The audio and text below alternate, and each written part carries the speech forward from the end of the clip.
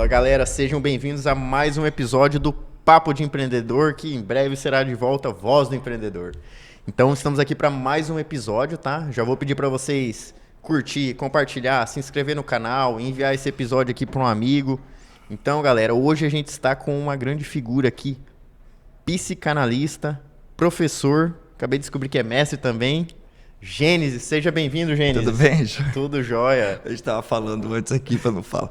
Olha, tomar cuidado com a soberba, esse negócio de doutor, não sei o quê. Não, doutor é quem tem doutorado. Mestre é quem tem mestrado. Né? Então é por aí. Né? Mas é isso aí, é um prazer, né? É uma satisfação, né? Prazer é um sentimento muito hedonista, é uma satisfação estar aqui. Então estamos aqui para desbravar esse mundo da psicanálise. Doutor, eu já quero... Doutor, não. Olha só, cara do céu, eu vou ter... Gênesis. Me chama de Gênesis. Como eu disse, eu não sou doutor. E é sempre já, né, de antemão, deixar claro aí para todo mundo que a gente está aqui de uma maneira muito leve, isso, né? Ou seja, como profissional liberal, a gente também acaba sendo um empreendedor. Exatamente. Né? Que é o que dá o grande diferencial na profissão. E o que eu fui quase minha vida inteira, né? E desde 1998 eu sou empresário, vamos assim dizer, né? A gente sempre bate muito nessa tecla porque, por exemplo, o cara que é formado em direito, lá eles ensinam tudo sobre direito, mas não ensina sobre ser empreendedor, sobre ser empresário. Médico, a mesma coisa. A gente, inclusive, vê uma grande tendência nesse ramo da saúde que os caras estão lá com 50, 60 anos e tem que pegar plantão, tem que trabalhar igual um maluco, porque não teve um planejamento financeiro, né? Na verdade, hoje, assim, a minha filha, ela tá no... eu posso estar enganado, quando ela ver esse vídeo, ela vai ficar brava. Mas eu acho que ela tá no 5º ano de medicina. E eu falo para ela, olha, o futuro do profissional médico, ele é ser um empreendedor, porque senão ele vai ficar fora do mercado. Exatamente. E aí eu procuro conduzir ela dentro, obviamente, das minhas habilidades empreendedoras, como eu disse, eu tive aí a minha vida inteira. E não só médicos, né? Hoje, praticamente, aquilo que muita gente fala de uma maneira muito negativa e que eu não vejo assim, a chamada pejotização. Ou seja, muitas pessoas estão preferindo trabalhar com pessoas jurídicas do que como seletistas. Entendeu? Por quê? É justamente porque o custo Brasil é altíssimo, né? Você contratar um profissional registrado em carteira é caríssimo. Então, para a empresa, ela não consegue oferecer, muitas vezes, a remuneração que aquele profissional merece, justamente devido ao custo. É praticamente o dobro. Ou seja, se eu pago R$5.000 de salário, eu vou gastar com esse trabalhador em torno de R$8.000, R$9.000. Entendeu? Então, é complicadíssimo. Então, a pejotização, que é algo que todo profissional liberal conhece muito bem, é um caminho que não tem volta.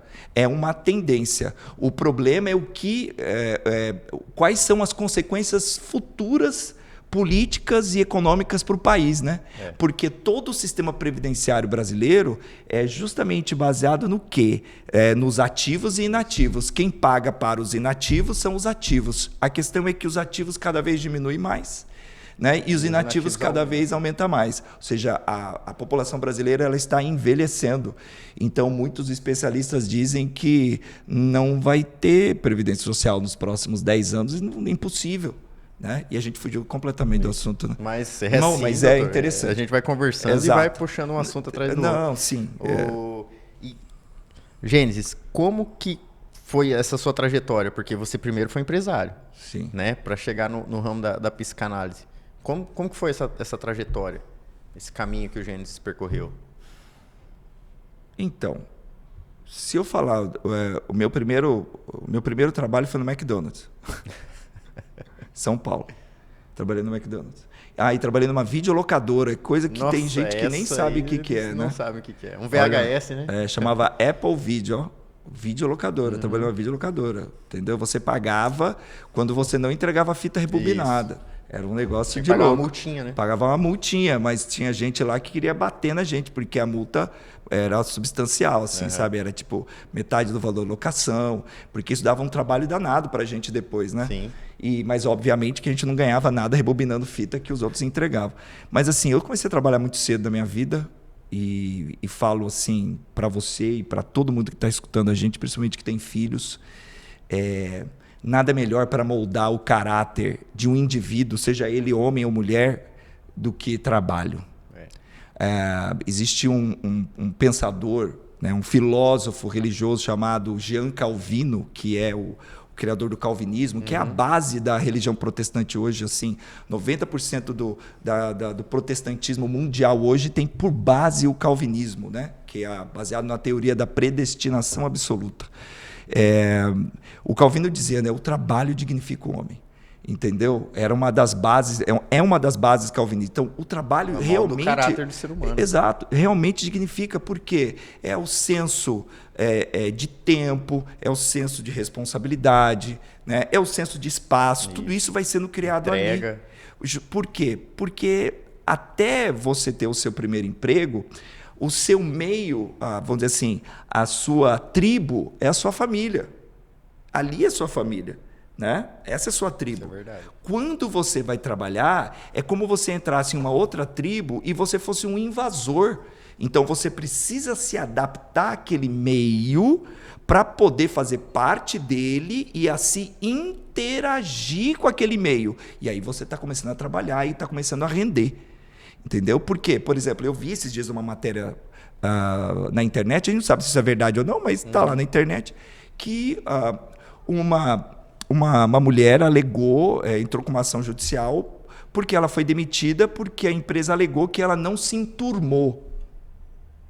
Provavelmente ela se utilizou dessa palavra, mas assim, a empresa disse, olha, você não se adaptou ao meio. Cultura, E a própria matéria jornalística e o texto, a pessoa dizendo, falando isso de uma maneira muito negativa. Mas, gente, espera aí. Se você faz parte de um time, né? Hoje é mania chamar de time, né? Antes era equipe, agora é time. Então, se você faz parte de um time, vamos pensar um time de futebol, e você não está sincronizado, você não está interagindo com os membros do seu time, você não está trabalhando, você não está rendendo, você não faz sentido naquele time.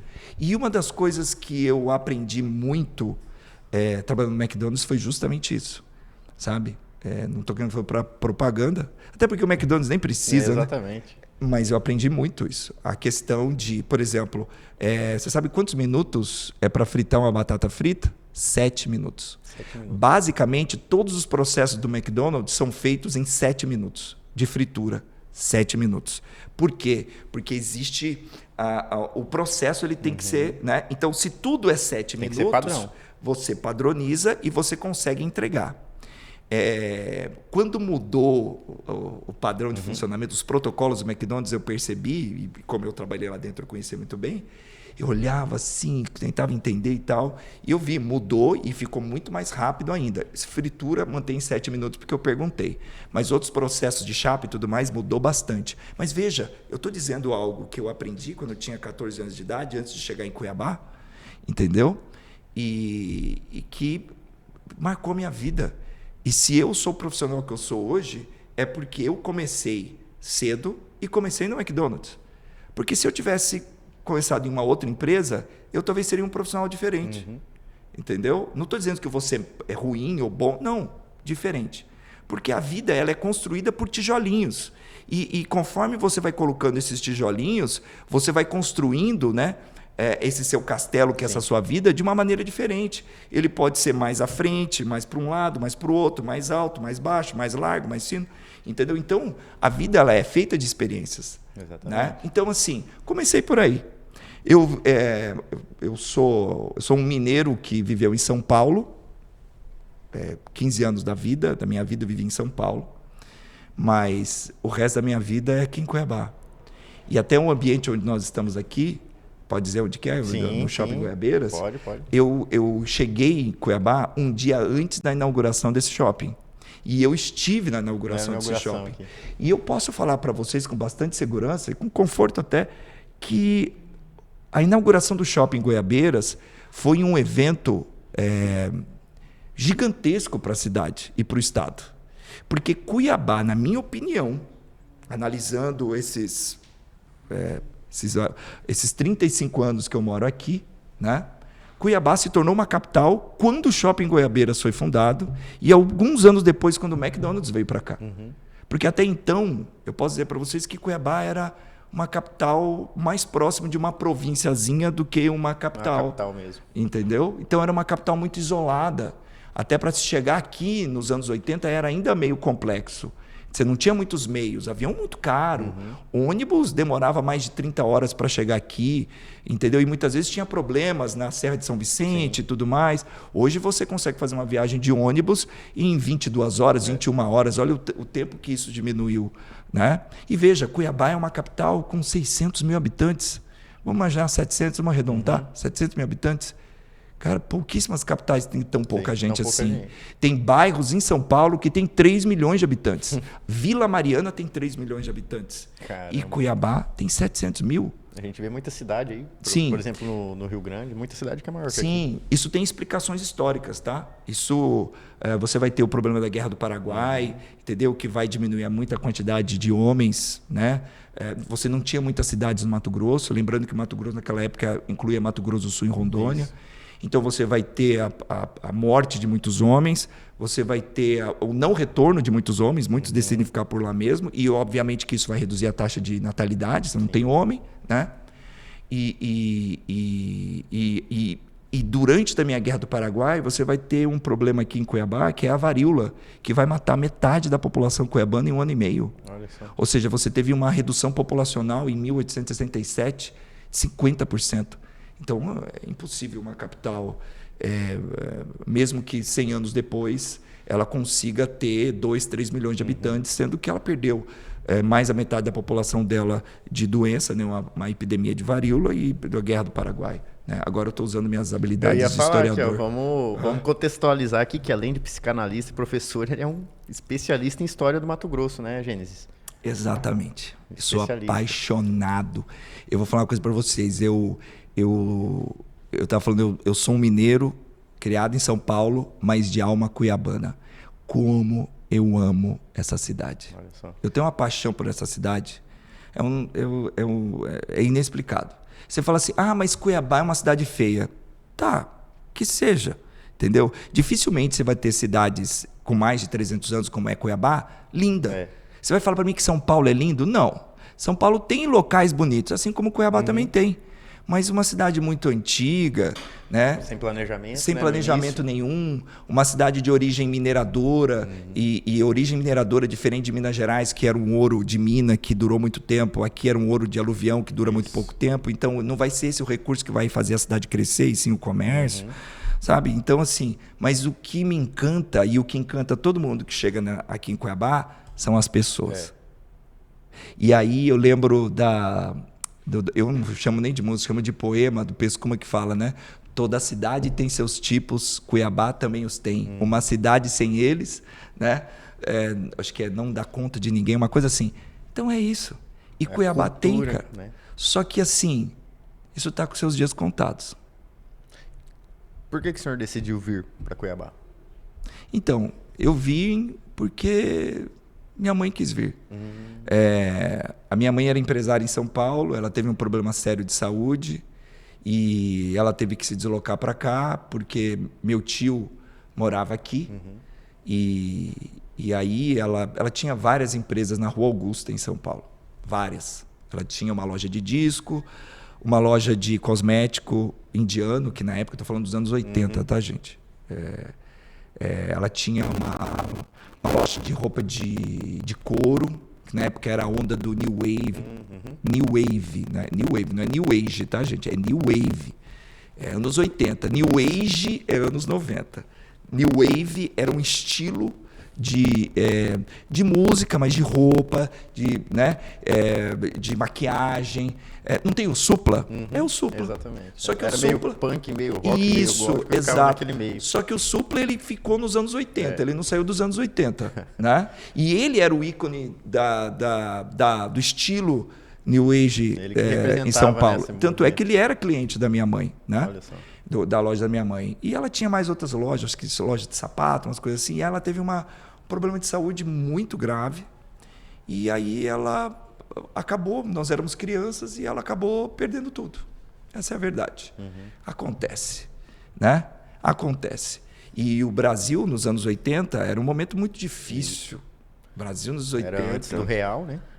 Antes do real. O real é 95. Naquela troca de moeda. Isso. E assim, foram momentos difíceis, sabe? Era final José Sarney, começando aí as disputas eleitorais no qual o Collor saiu vencedor, né? Nas eleições de 89, 90 ele é presidente da República, mas os anos 80 é chamada de década perdida, justamente devido, vamos dizer assim, o peso que era o Brasil, né? O Brasil não saía do lugar, ele só patinava. Foi muito complicado.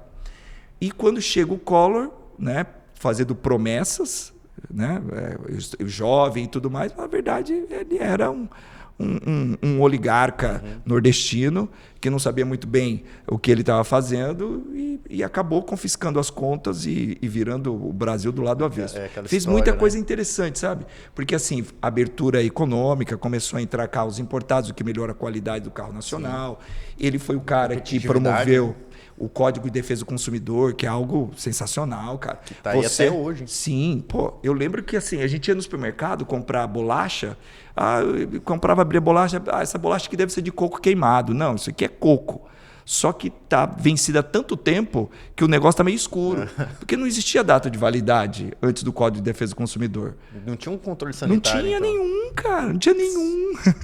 A gente, quando houve problema de falta de alimentos nos anos 80, você comprava coisas assim que você não sabia a mínima procedência. O Brasil comprou carne da União Soviética, bem na época do acidente em Chernobyl, sabe? Então, assim, coisas assim... Maluquices, né? Maluquice. Coisas assim, quem viveu em Cuiabá, Mato Grosso, nessa época, sentiu menos, tá? Porque existe... viver na cidade tem seus pontos positivos e negativos. Em momentos de crise, viver na cidade é o pior lugar que existe. O pior lugar que existe. Campo de guerra, né? Porque o reflexo sempre acaba explodindo na cidade. Sim. Sempre. Diferentemente do campo. O campo é o último lugar que vai sentir uma grave crise. Guerra, por exemplo. O inimigo vai atacar primeiro o quê? As cidades. A infantaria que começa a invadir o país e começa fazendo isso pelo campo. Claramente. Então, o lugar mais seguro em crise é campo. Na pandemia foi assim, né? Sim, porque você cria sua galinha ali, você planta seu rabanete ali. A empresa que eu trabalhava, na pandemia, batendo recorde de venda. Então, eu trabalhei numa empresa... Na pandemia, eu era empresário da área de educação e eu, modéstia à parte, eu meio que mostrei toda a minha capacidade, sabe? Se tem uma coisa que o meu orgulho na minha vida... É de duas coisas.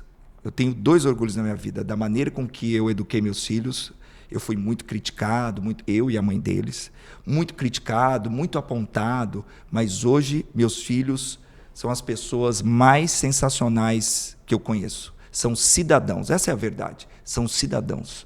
Não vão me dar vergonha. Por quê? Porque eles foram educados da maneira com que eles devem ser, como responsabilidade, sabe, com limite, sabendo lidar com frustração, sabe? Então, a mãe deles foi peça fundamental nisso tudo e eu também. Então, isso eu tenho muito orgulho. Você entendeu? E do que a gente estava falando antes? Você perguntou? Eu agora esqueci. Como você tinha vindo parar em Cuiabá, né? Como chegou em Cuiabá. Não, então eu estava falando... e outra coisa que eu tenho muito orgulho, que eu acabei de esquecer o que é agora, então dane-se, toca o barco. Quando a gente fala dessa parte de ambiente aqui, você falou, né? Eu comecei a trabalhar no McDonald's. Se a gente pegar, eu acredito que a grande maioria de quem trabalha... Lembrei, agora eu volto. Peraí. Outra coisa que eu tenho muito orgulho é o seguinte, eu comecei a trabalhar com educação à distância em 2012.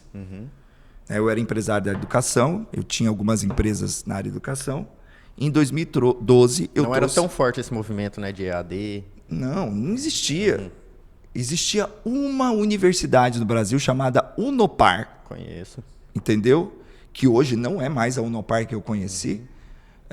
Que eu fui até lá conhecer como que funcionava tudo isso. E só existia a Unopar. Existiam algumas pequenas empresas, uma em Curitiba, uma em São Paulo, outra no Rio de Janeiro. Eu fui conhecer todas. E eu trouxe para cá. Fez uma pesquisa de mercado, né? Eu trouxe para cá a educação à distância. Ou seja, a minha empresa Tá? Uma área dela, que era uma área de cursos livres, ela fazia transmissão. Ao mesmo tempo que estava ali presencial, ela tinha transmissão ao vivo pela internet. Então, você podia adquirir o curso presencial ou o curso online com transmissão ao vivo, que depois a aula subia e ficava on demand. Entendeu? Só que quem fazia o presencial ganhava o online. E ninguém tinha isso. Minto. Um cara que trabalhava para mim, entendeu? E ele entrou nessa área junto comigo praticamente, acho que 1 ou 2 meses antes até, porque a empresa dele era só disso, a minha era grande, então um elefante é mais demora mais, né? Que é o Luiz Antônio, um cara sensacional. Ele também começou a fazer a mesma coisa. E assim, super certo, cara. O Luiz é um cara de sucesso hoje, entendeu? Gosto muito dele, um cara de sucesso. Entendeu? Então, isso é algo que eu tenho muito orgulho, porque na época da pandemia, se eu não fui a primeira escola do Brasil a entrar na internet, eu devo ter sido a segunda ou a terceira. Porque as escolas fecharam dia 20 de março, uma sexta-feira, fecharam.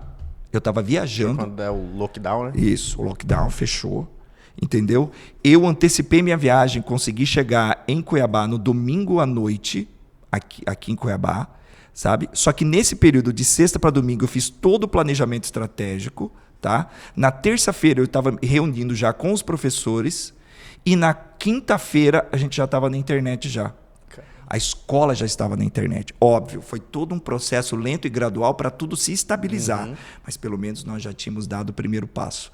E a escola que conseguiu fazer algo parecido depois da gente, aqui no Mato Grosso, demorou quase 30 dias. Por quê? Vocês sabem muito bem. Uma câmera, durante a pandemia, que custava 300, estava custando R$ 2.500 e não tinha. O equipamento não tinha. Eu tinha 3 pontos de transmissão. Desculpa. Eu tinha 4 pontos de transmissão ao vivo. Eu tinha toda a plataforma já pronta para fazer isso.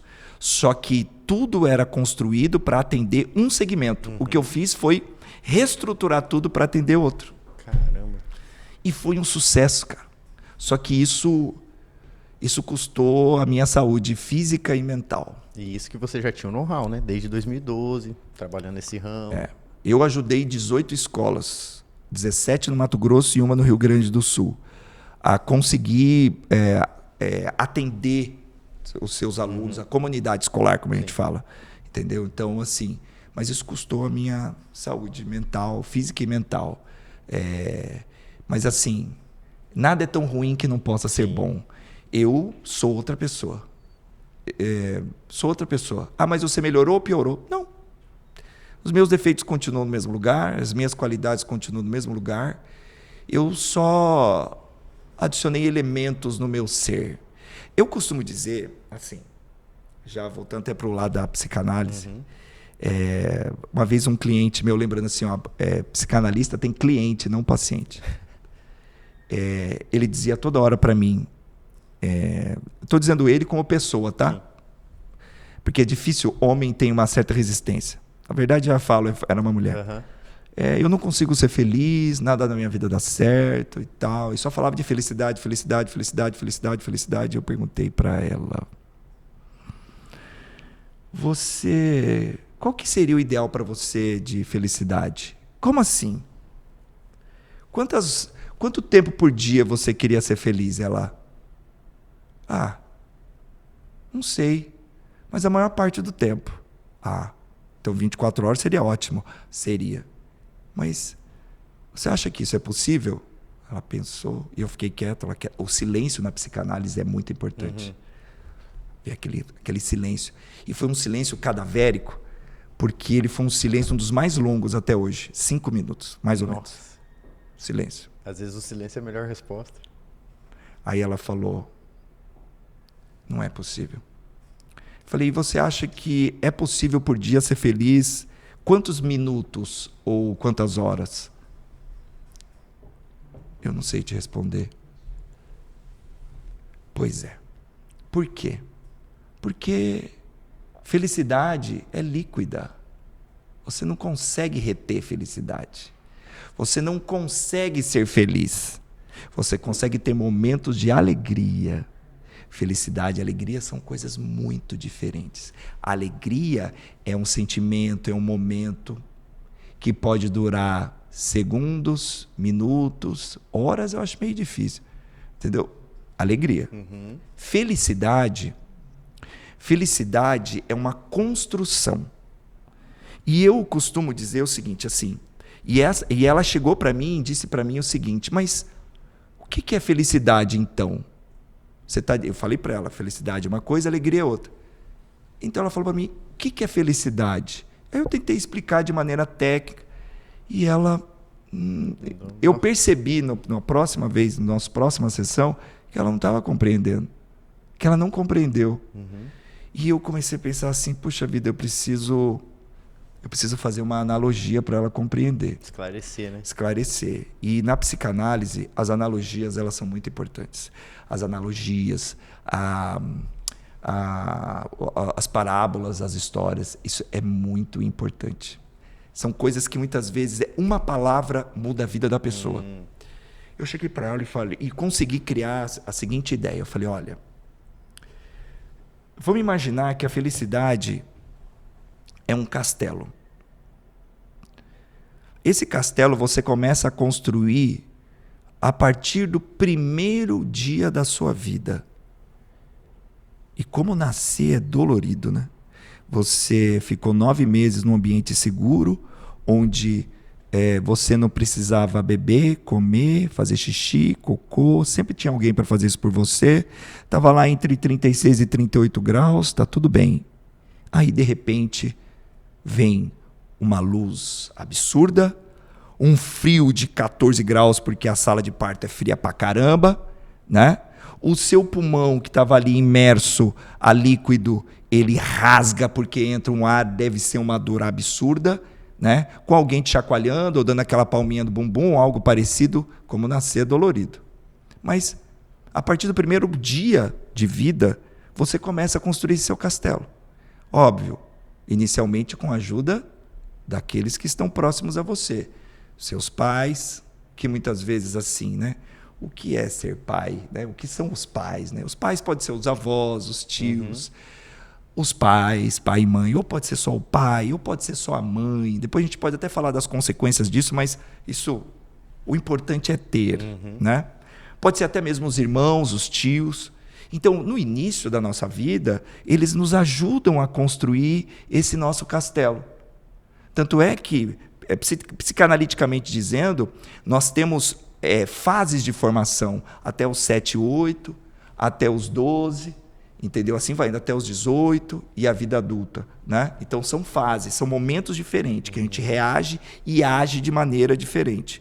Então ali você está construindo esse seu castelo chamado felicidade. Como ele está sendo construído? Aí é que está. Por isso que na psicanálise isso é muito claro. Né? A nossa vida é dividida em 2 momentos. O primeiro momento e o segundo momento. E o segundo momento, ele existe justamente para que a gente cure o primeiro momento. Que era o que a gente estava conversando. Né? Então isso é muito louco. A nossa vida é dividida em 2 partes, onde a segunda parte ela é o que é justamente para curar a primeira. É uma reconstrução da construção. Exato. Mas por quê? A gente tem que entender o seguinte, a gente não tem muito controle dessa construção desse castelo. E justamente por isso que a psicanálise diz que não tudo, mas a maior parte está na infância e na pré-adolescência, que é quando a gente está construindo esse castelinho chamado felicidade. Então imagine o seguinte, algumas crianças vão construir primeiro os muros, outras crianças vão construir primeiro o castelo. Então imagine o seguinte, o castelo é ela, o muro é o que protege ela, é o que está à volta dela. Mas olha só, veja você, Paulo, imagine que você, Paulo, é uma criança que nasceu numa comunidade carente, de uma cidade qualquer, não necessariamente Cuiabá, qualquer cidade, né? Onde faltava alimento de qualidade, de repente não falta comida, mas falta qualidade nesse alimento, onde não há segurança, onde de repente o seu pai é alcoólatra, Ou então, não, a sua mãe é alcoólatra, seu pai não. Ou a sua mãe é ausente, seu pai não. Assim, família de todo tipo. Com dificuldade. Você acha que você iria construir primeiro você, o seu castelo ou o seu muro? Um muro. O muro. Então veja que a construção do ser, do indivíduo, é diferente. Aí eu tenho que concordar. O meio faz toda a diferença. Então é muito importante a presença dos pais em momentos como esse. E os pais, eles não têm tanta consciência assim, né? Então veja. Então você começa a construir o seu castelo. Às vezes primeiro o castelo, depois o muro. Primeiro o muro, depois o castelo. O certo é primeiro o castelo. É você. Por quê? Porque você tem os pais para te proteger. Isso. Os pais são o seu muro, a sua fortaleza, a sua segurança, né? O seu alicerce. Entendeu? O seu pai e a sua mãe são a rocha que te sustenta, que te mantém. Mas isso não acontece com todo mundo. Prestando atenção nessa analogia que você fez, eu parei para perceber que quando eu tinha 11 anos, 12 anos, a minha preocupação realmente era em trabalhar, em estudar. Minha construção, não precisava me preocupar. Tem que me defender do mundo. Sim, eu não tinha tenho que ir atrás de comida. Exato, Eu tenho que cuidar da minha mãe, porque meu pai vai chegar daqui a pouco, ele vai chegar alcoolizado talvez e vai bater nela. Ou então ele vai, sabe? Ou meu irmão vai fazer isso.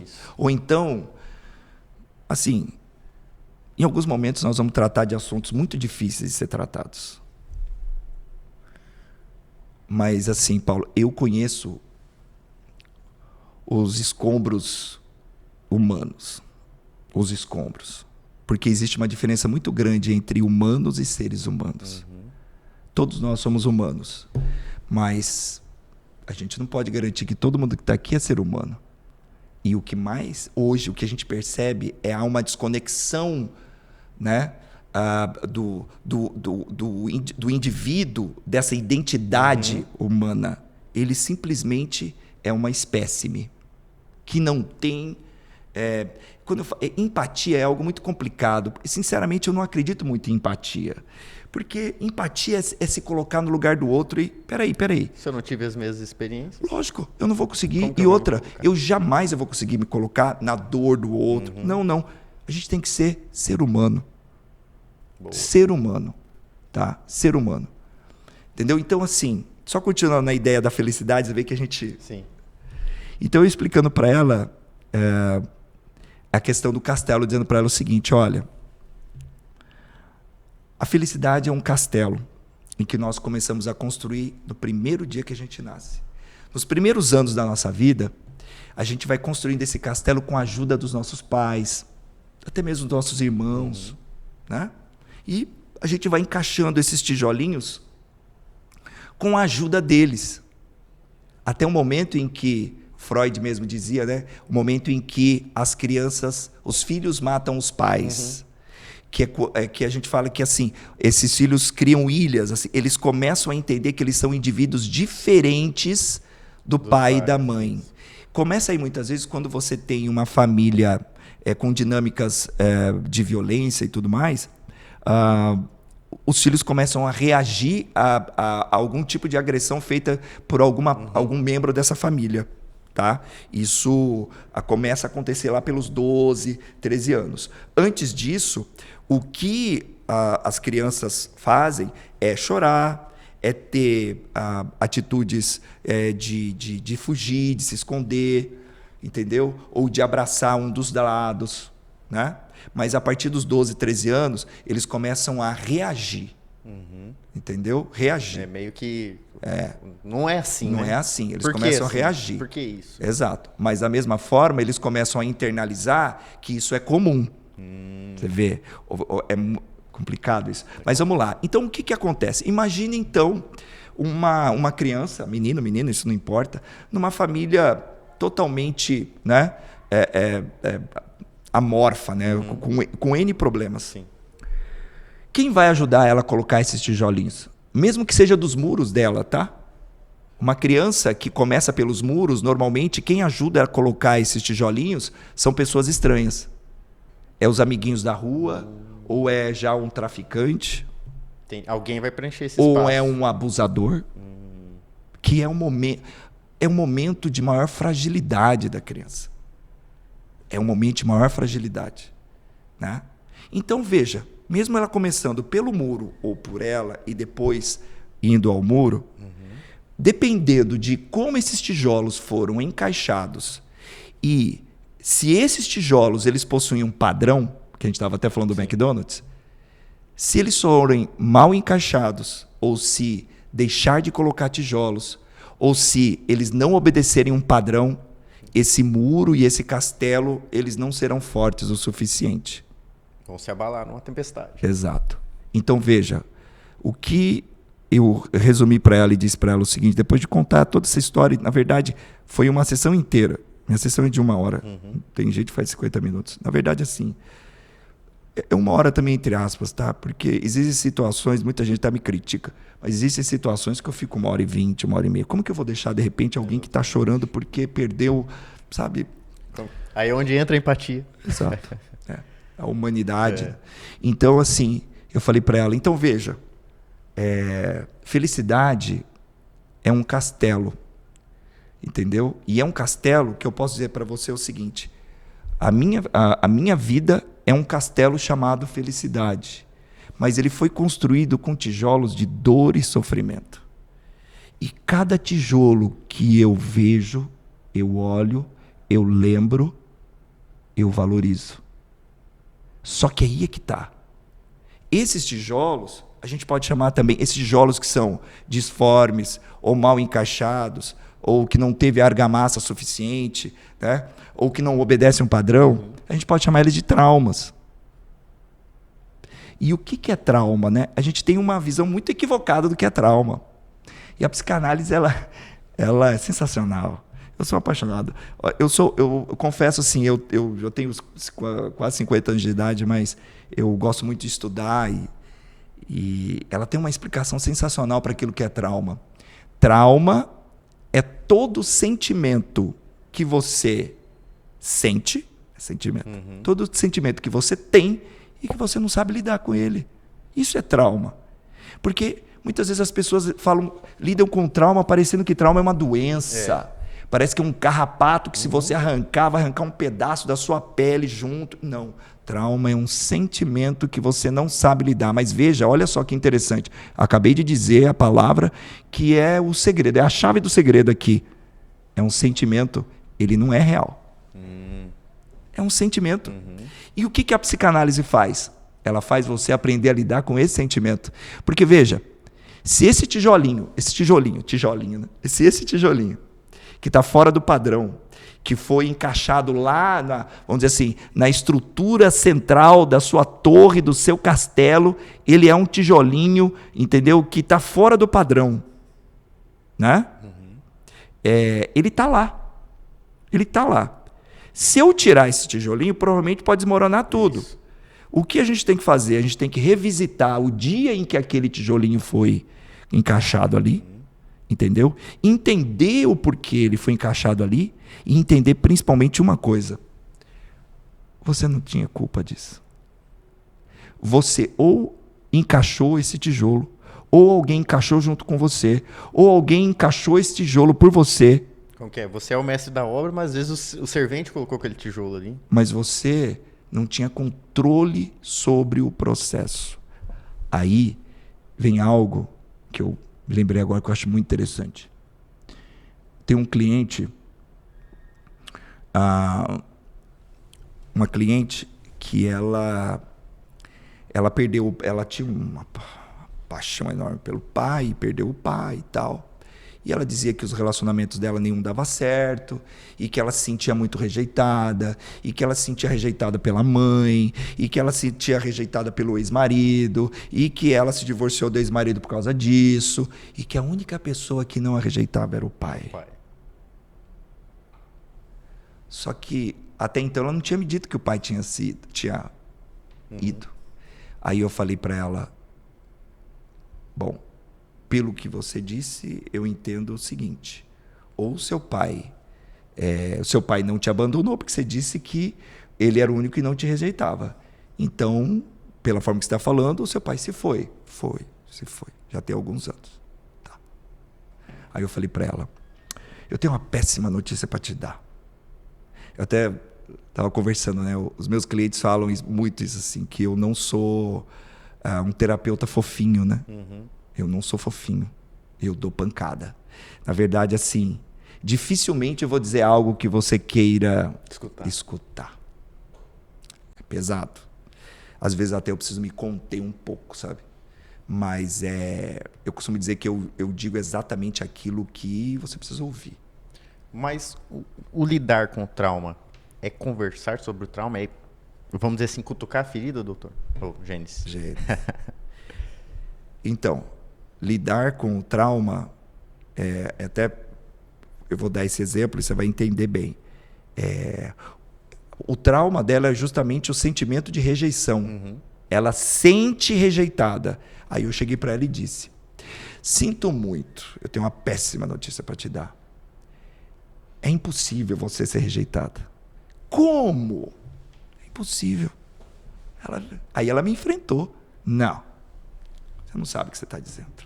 Eu falei, então tá, você vai discutir com toda... Eu gosto muito da escola psicanalítica nórdica, né? Na verdade é mais filosófica. A Argentina é sensacional, por mais que pouca gente conheça, eu acho sensacional, entendeu? Eu falei para ela assim, olha, adultos não podem ser rejeitados. Eu não estou dizendo que não são, eu estou dizendo que não podem. Ela falou, mas como? Impossível, eu sou rejeitada. Meu marido me rejeitava. Eu arrumei um namorado, me rejeitava. Minha mãe me rejeita. Minha mãe só ama minha irmã. Eu falei, não. Adultos não são rejeitados. Só podem ser rejeitados crianças e idosos. E fiquei no silêncio. E ela ficou no silêncio. É a mesma do silêncio anterior. Aí esse silêncio é mais curto, tá? Aí ela falou aquilo que eu estava esperando ela perguntar. Por quê? Eu falei, simples. Os adultos, você é adulta, né? Ela tem 40 anos de idade. Tem poder de escolha. Vocês, os adultos, eu, você, os adultos, nós temos poder de escolha. Se alguém não nos quer, nós temos o poder de escolha de tomar as nossas próprias decisões, tomar o nosso próprio rumo, assim como ele também teve. Se o seu ex-marido, ele te rejeitou, entendeu? É um sentimento que você tem. Ele não tem esse sentimento. Ele simplesmente fez uma escolha na vida dele. É como se a pessoa aceitasse ser rejeitada. Exato. Estou aceitando essa condição. Ele fez uma escolha na vida dele. Eu não quero mais ficar casado com você. Não quero. É uma decisão dele, é uma escolha dele. E você tem a escolha de quê? Você não tem poder sobre as escolhas do outro. Então você tem que tomar as suas escolhas. Então você não pode ser rejeitado. Só crianças e idosos, porque crianças e idosos não têm poder de escolha. E aí eu volto na história do tijolinho.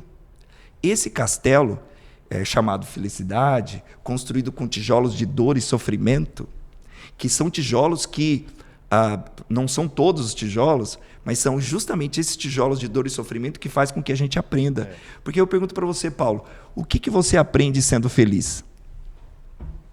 Olha, eu não lembro de alguma coisa que eu aprendi sendo feliz. Agora, apanhando da vida, né? Não dos outros.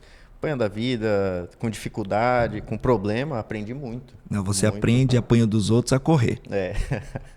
Eu sempre falo que essas coisas, né, de certa forma ruins, problemas que acontecem na nossa vida, é para criar casca. É para criar casca, porque, putz, como que eu vou chegar 40 anos da minha vida tendo só felicidade e alegria? Putz, o mundo não é só felicidade e alegria. Na verdade, são poucos os momentos, né, de felicidade e alegria. E é justamente por isso que pai bom, mãe boa, é mãe chata. Pai bom é pai exigente. Você não tem filho, né, Paulo? Não. Tá. Você preferia que seu filho chegasse para você? Imagine, lá no futuro, Paulo tem lá um filho adolescente, seja homem, mulher, isso não importa. Você preferia que seu filho chegasse para você e dissesse o seguinte: pai, eu acho que aquela conversa que você teve comigo foi muito dura, pai. Você exagerou. Ou ele chegasse para você e falasse assim: pai, você é um frouxo.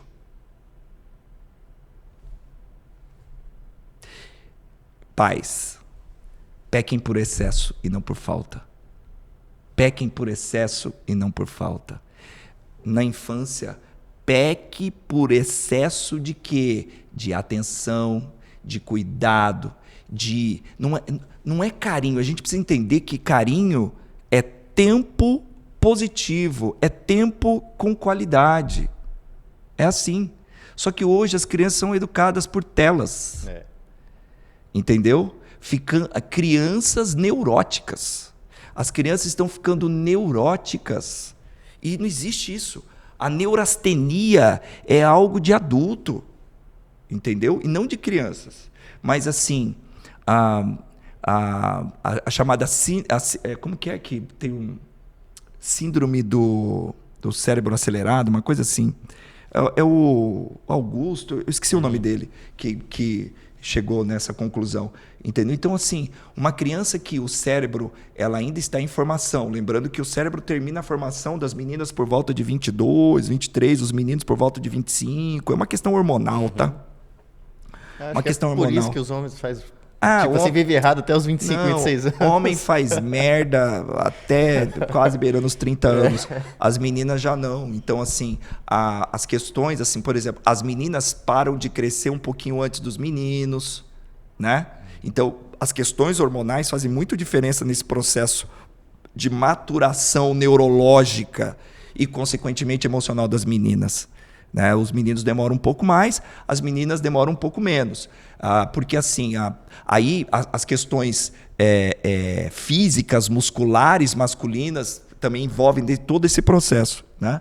Assim, até porque o cérebro é pura proteína, né? Uhum. O cérebro é pura proteína. Então, cara, até me perdi. O que a gente estava falando mesmo? Do desenvolvimento da consciência das meninas, que vai até 22, dos meninos. Entendeu? Então, assim, isso faz com que a gente precise entender aquilo que eu falei. Assim, a gente não tem que educar os nossos filhos, né? Criar, parece um trem de pet, né? Apesar que hoje as crianças estão sendo criadas como pet. Entendeu? É assim, se tem comida, água, né? Internet, tá tudo bem. Eu até estava dizendo aqui, o que falta hoje nas famílias é cada um assumir o seu papel, Paulo. E agora que você tocou nesse ponto, Gênesis, de cada um assumir o seu papel. E aquele ponto, Gênesis, que, por exemplo, hoje em dia eu sento para conversar com os meus pais. Nossa, eu agradeço tudo que fizeram. Eu falo, devia ter feito mais, porque filho não escuta tudo que os pais falam, né? Adolescente não ouve, adolescente sente. Isso. Aí, por exemplo, eu falo, parabéns pela educação. Deviam até ter sido mais rígidos comigo, né? Mas, enfim, chega aquele momento que eles falam hoje em dia fala muito em sucessão familiar, nos negócios, mas tem a sucessão da família. Porque chega um momento que o filho, ele começa a se preocupar com os pais, em pensar, nossa, agora, talvez eu tenha que tomar conta da situação, conduzir os meus pais com conselhos. Pai, talvez não é por aqui, porque eu tô vendo que o senhor está fazendo assim. Então tem essa... Por exemplo, na minha casa, tenho atritos com meu pai, apesar de não morar com ele, mas por quê? Porque ele é mais velho, lá é o lugar dele, lá quem, vamos dizer assim, é o macho alfa, é ele. E devido à experiência por eu ser filho, por ter cometido erros com ele, talvez ele fala, não, você não é maduro o suficiente. Depois guarda essa história que você falou, macho alfa. Isso. Eu vou falar para você como que a psicanálise vê essa ideia de macho alfa. Mas olha só, eu vou, assim, eu falei para vocês, que eu me tornei outra pessoa depois da pandemia. Né? Passei por problemas psiquiátricos, assim. O nível de estresse, trabalho, burnout e tudo mais me levou ao extremo. Só que, como eu disse, nada é tão ruim que não possa ser bom. Então eu me aproximei da espiritualidade. Eu era um ateu não praticante, eu costumo dizer. O que é um ateu não praticante? Eu não fico enchendo o saco de ninguém. Eu ia na missa, até porque... o que é uma pessoa religiosa? É um metafísico, né? E eu não conseguia compreender isso. mas eu achava sensacional muitas coisas. Eu ia em igreja protestante, eu prefiro falar protestante do que evangélico, eu ia na igreja católica, entendeu? Eu ia em terreiro de umbanda, eu ia em centro espírita kardecista, até para ter experiência, para você conhecer. Isso é a humanidade, é a sociedade. Se tem alguém ali, é porque ele acredita naquilo, e alguma coisa daquilo ali eu vou aprender. Entendeu? Então, eu sempre estava envolvido com isso. Mas, ateu. E todo esse processo todo me fez ressignificar a minha vida quase que por completo. Tive que pedir perdão para muita gente. Tive que me perdoar de muitas coisas. Tive que revisitar a minha criança que estava abandonada. Né? E esse processo de revisitar a criança é de extrema importância. Então eu vou juntar nisso que eu vou falar para você concepções psicanalíticas, concepções religiosas cristãs, tá? Que eu estou num processo. É muito complicado assim. Você é cristão? Olha, eu não me acho digno de ser cristão, mas eu estou num processo. Eu não me acho digno. Entendeu? Então eu vou misturar cristianismo, os kardecistas são cristãos, mas é uma vertente diferente, né? Vou misturar psicanálise, isso tudo, e um negócio chamado constelação familiar, que não vou dizer perfeita, não, até porque nada é perfeito. Perfeito é só o verbo encarnado que é Deus e acabou, entendeu? Então, assim, nada é perfeito, mas ela tem explicações muito interessantes. Veja bem. E um pouco daquilo que eu vivo, tá, hoje. Minha mãe, né? Eu virei pai da minha mãe. Eu cuido da minha mãe. E não é fácil. Até hoje mesmo eu postei no Instagram lá a questão de como é difícil amar o próximo. Porque Jesus dizia que nós devíamos amar o próximo como a si mesmo. Né? E Deus sobre todas as coisas. Aí o que acontece? Amar o distante é fácil. Eu amo as criancinhas que passam fome na África. Eu vou mandar meu donativo, R$10. Pronto, vou para o céu. É fácil. Amar o próximo é difícil. Você acabou de dizer, eu tenho conflitos com meu pai. Isso. Você acabou de dizer. Então o mais complicado é amar o próximo. Mas veja. Quando ele está próximo. Veja. Eu estava dando esse exemplo aqui agora. Vamos pensar na ideia de constelação familiar envolvendo tudo isso, tá? Vamos pensar numa foto de família onde você tem as crianças na frente, os pais atrás. Se essa foto contém os avós estão atrás dos pais dessa criança, que são os filhos dele. Então vamos olhar por aí? Vamos lá. Os avós olham os filhos e os netos, né? Vamos imaginar por detrás dessa foto. Então, a câmera está aqui, eu tenho os avós, os pais e os filhos. Os avós olham as costas dos filhos e dos netos. Os pais olham as costas dos filhos. E os filhos olham para frente. Eles não têm o que olhar. Os filhos estão olhando para frente. Eles não têm a quem olhar. Eles olham para frente. E o que tem à frente deles? O futuro. Entendeu? O futuro. Muito bem. Os filhos, eles não podem ficar olhando para trás. Nem os filhos para os pais, nem os pais para os avós, né? Os filhos dos filhos, não podem ficar olhando para trás. Porque senão eles atrapalham a visão deles do futuro. Então, qual que é a melhor coisa que pode acontecer para um pai? É que o filho se torne alguém. Vamos dizer assim, de uma maneira judaico-cristã, que o filho tenha sucesso, que ele se torne um bom homem, temente a Deus, um excelente cidadão. Não existe melhor condição para um pai e para uma mãe é que o filho se torne alguém. Aí eu falo para você o seguinte, eu fui diretor de escola 16 anos da minha vida. E as minhas reuniões de pais, de repente até se algum pai ou mãe aqui que já foi pai de aluno meu, sabe que minhas reuniões de pais e mestres era muito interessante, porque a minha reunião de pais e mestres não tinha mestres, só tinha eu, o coordenador e os pais. Por quê? O que a gente lidava lá? a gente lidava com assuntos, a gente tratava de um assunto específico que atormentava a vida dos pais em relação ao comportamento de filho e tudo mais. E depois vamos dizer assim, é uma estratégia kardecista. E depois a gente entregava as notas. Então eles eram meio que obrigados a ficar. Entendi. Então é assim, alguns ficavam putos da cara no começo. Mas depois, cara, quando ia 20%, 30% dos pais, nos últimos tempos eu tinha que marcar 2 horários, porque estava quase todo mundo queriam ouvir. E eu sempre fazia uma pergunta no início do ano. O que você quer para o futuro do seu filho? Se eu fizer essa pergunta agora, imagine que a gente tivesse ao vivo fazer essa pergunta e falar para o pessoal responder agora aqui. Nos comentários. Nos comentários. Você sabe o que... Eu não vou dizer 100%, tá? Porque a unanimidade é imbecil, né?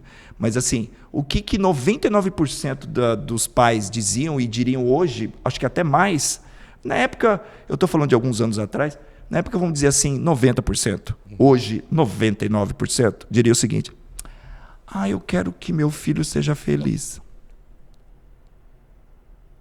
Muito vago, né? Cara, não é... E não só vago. Perigoso. Isso é perigoso, cara.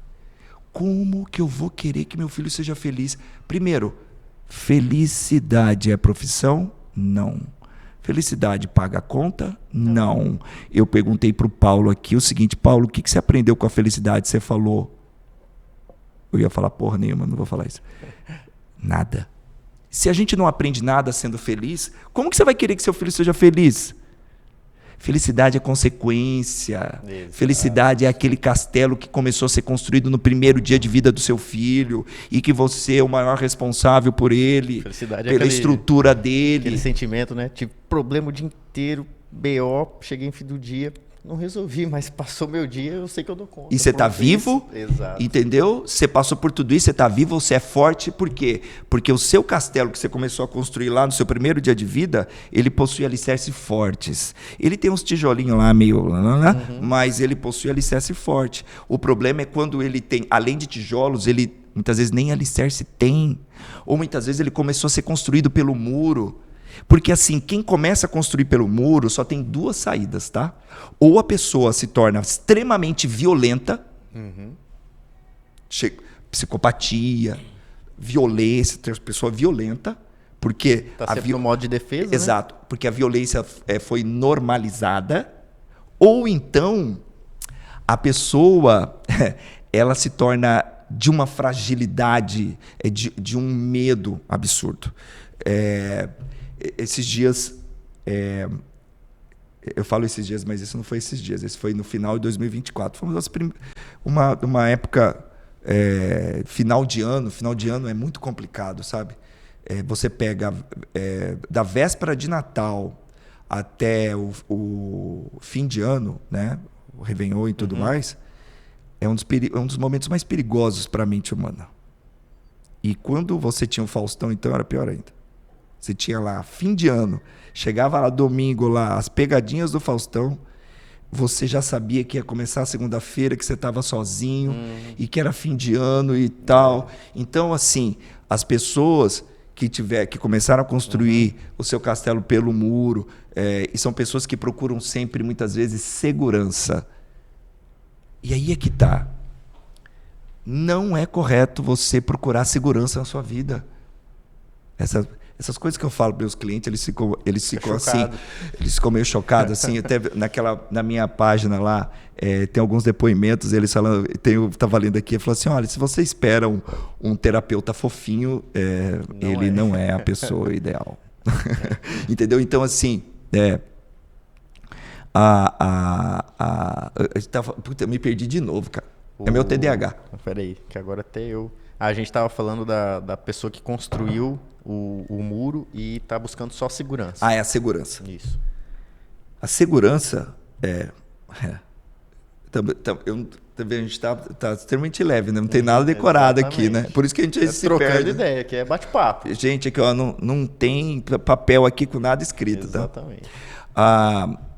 Por que é errado a pessoa procurar segurança? A pessoa que procura segurança na vida, ela sempre vai ficar na defensiva. Assim, eu vou fazer medicina porque eu vou ganhar dinheiro e vou ter sucesso na vida. Quem falou? Primeiro, você vai ser um médico medíocre na melhor possibilidade. Sim. Medíocre, mediano, né? Mediano. Mediano. Mediano, na melhor das hipóteses, você vai ser mediano. Melhor das hipóteses, mediano. Entendeu? E vai ser... você não vai ter confiança naquilo que você faz. Você vai titubear em horas, né? Vai procurar sempre a segurança, porque o que é a pessoa... Eu esqueci a palavra, não é titubear. O que é a pessoa que ela refuga, né? Eu não estou achando outra palavra assim. Imagina uma situação difícil, ela por segurança, ao invés dela tomar uma atitude, ela trava. Sim. Ela reprime. Reprime. Ela está procurando segurança. Aqui está seguro. E o que é a segurança? Zona de conforto. Era isso que eu ia... Cara, vamos entender o seguinte, ó. Se eu fosse ter que traduzir zona de conforto em um lugar, eu ia dizer o seguinte: o que é a zona de conforto? A zona de conforto não é a visão do inferno, é o inferno.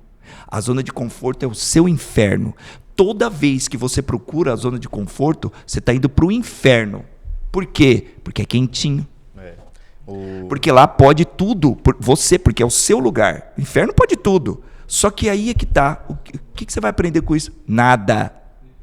Então a gente não tem que procurar segurança. Sabe, qual que deve ser o grande objetivo da nossa vida? E os pais, qual que é o que vocês precisam incutir na cabeça dos seus filhos? Eles não têm que procurar segurança. Eles têm que procurar serem fortes.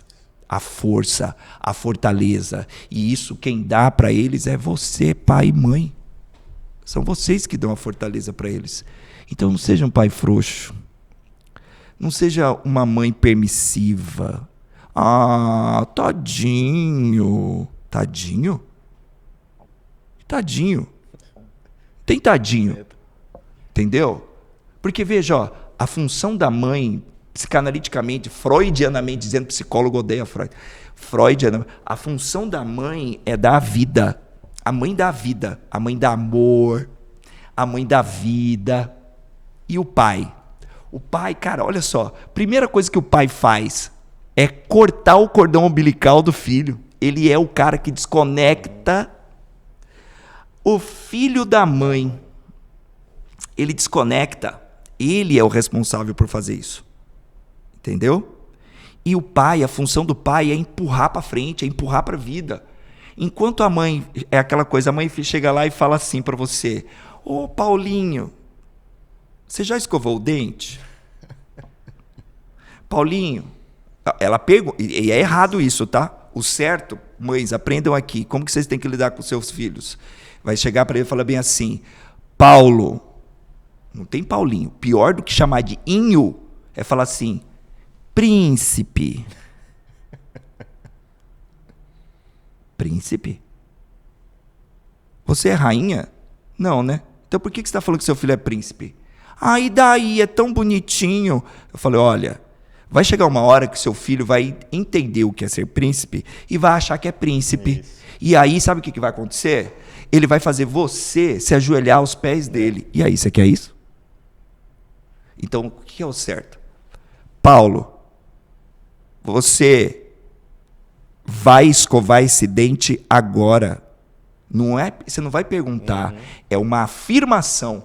A ação tem que ser sempre positiva. Não é perguntar, que horas que você vai? Que horas? Você vai pensar, a hora que eu quiser. A hora que eu quiser, nem quero. Nem quero. Entendeu? Então, isso é o certo. Mas não é assim que funciona a maioria das vezes. É assim: Paulinho, meu príncipe amado da mamãe, que horas que você vai escovar o dentinho? E você vai ignorar.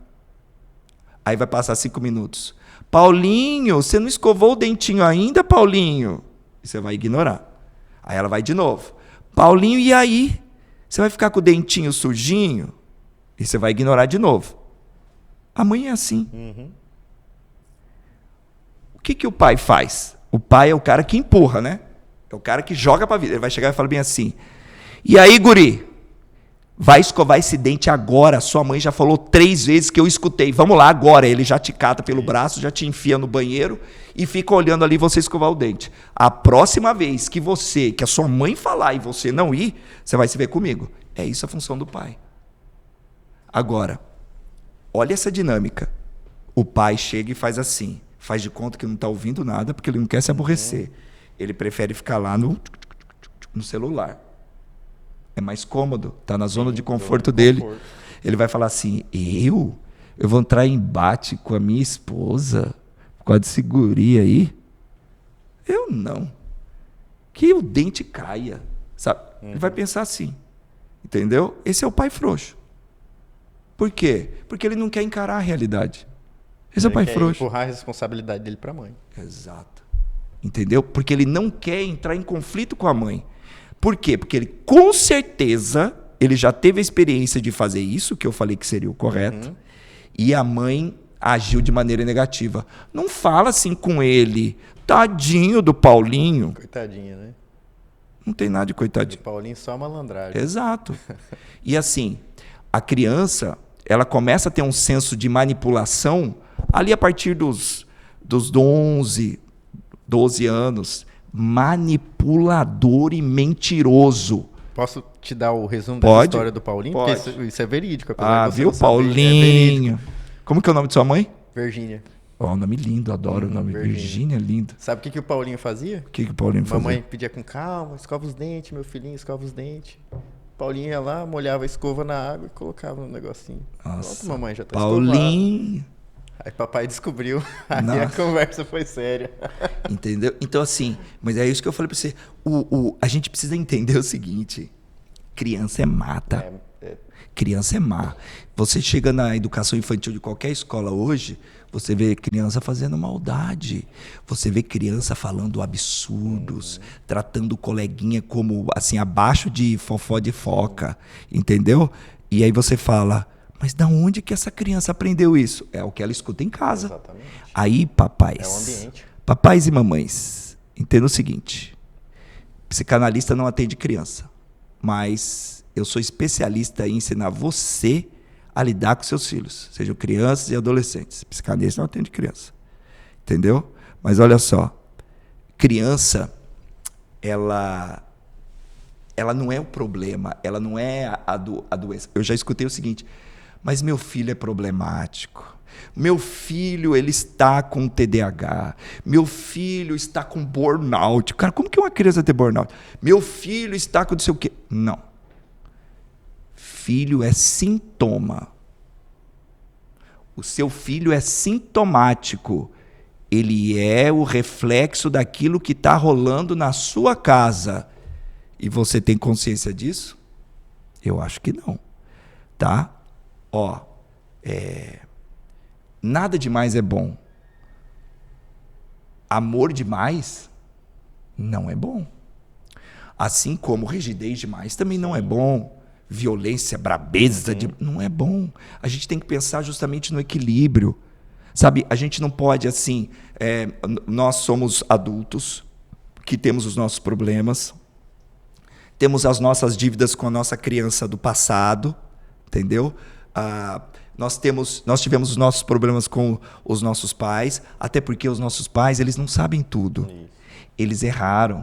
E a gente tem que chegar um momento da nossa vida que a gente tem que perdoar os nossos pais, até porque nós vamos cometer os mesmos erros ou diferentes. E eu espero que sejam diferentes. Só que os erros diferentes que estão sendo cometidos hoje, eles são destruidores de indivíduo. Por quê? O que os pais estão fazendo hoje? Eles estão tendo uma educação permissiva, onde pode tudo, porque eles não querem enfrentar os filhos. Não quer colocar regra. Não quer colocar regra. Por quê? Criar filho é difícil, cara. Criar filho é difícil pra caramba, sabe? Pensa num negócio difícil pra caramba pra fazer, assim, um prato de comer, ou qualquer coisa assim, muito difícil. É igual criar filho, é muito difícil, dá muito trabalho. Sabe, fazer, por exemplo, rapadura, dá trabalho. Fazer uma rapadura dá trabalho. Filho também dá trabalho. E ninguém disse para você que ia ser fácil. E filho não vem com manual. Graças a Deus não vem com manual, porque cada indivíduo nasce de um jeito. Ué, eu tenho 3 filhos. Tiveram a mesma educação. Cada um é de um jeito. Então como que vai ter manual? Lembra, eu falei, ninguém tem que ser... Os filhos não podem ser educados com igualdade. Eles têm que ser educados com equidade. Quando a gente educa com igualdade, a gente cria desigualdades. Por quê? Porque eles não são iguais. Quando um dos filhos percebe, tá, que ele precisa de um pouquinho mais de uma atenção, por exemplo, na escola, e não tem, e o irmão dele que não precisa ter igual a ele, isso para ele pode se tornar aquele tijolinho fora do padrão, aquele tijolinho tortinho, e pode virar um trauma. Olha só que coisa louca, né? Então, assim, educação permissiva, adultos infantilizados. Adultos infantilizados. Ontem eu postei nas minhas redes sociais o vídeo de uma mãe que quase espancou uma gerente do McDonald's, porque a filhinha dela, do coração, a princesinha dela, estava jogando. Ela não estava comendo o lanche, ela estava comendo e jogando no chão, e jogando o suco também no chão. E a gerente foi lá chamar a atenção dela, e a mãe da menina foi para cima da gerente. Aí eu pergunto, quem que está errado? É óbvio, sabe? Um adulto infantilizado. Como que um adulto vai criar um ser? Veja, se você é um adulto infantil, são 2 crianças, entendeu? Se relacionando. Justamente por isso que hoje há uma epidemia de pais e mães dizendo que querem ser amigo de seus filhos. Pais, você não é amigo do seu filho. Você pode até achar que é, mas ele tem certeza que não é. Pai e mãe não pode ser amigo de filho. Por quê? Pai é pai, mãe é mãe. Você não pode ser amiguinho do seu filho. Porque se você for amigo do seu filho, a primeira coisa que você vai perder se chama respeito. Exato. Respeito. E aí vem aquilo que eu falei para você. O que falta hoje nas famílias, que estão totalmente disfuncionais, é justamente cada um saber o seu papel. Nós vivemos hoje um ambiente, que é a casa, onde cada um tem seu universo. Pai e mãe muitas vezes dormem na mesma cama, mas cada um tem seu universo. Dificilmente eles comem à mesa, eles não se alimentam mais juntos. E quando eles fazem isso, estão todos com o celular na mão. Vai num restaurante para você ver as famílias. As famílias reunidas em torno do seu celular. Exato. Entendeu? Isso quer dizer o quê? Cara, como que você vai querer? Como que você vai querer que o seu filho não te traga problema? Aí vem a educação permissiva, o que acontece hoje nas escolas. O filho, né, o príncipezinho, ele desrespeita o professor ou algo parecido que acontece na escola, né, ou tira uma nota baixa, e o pai valida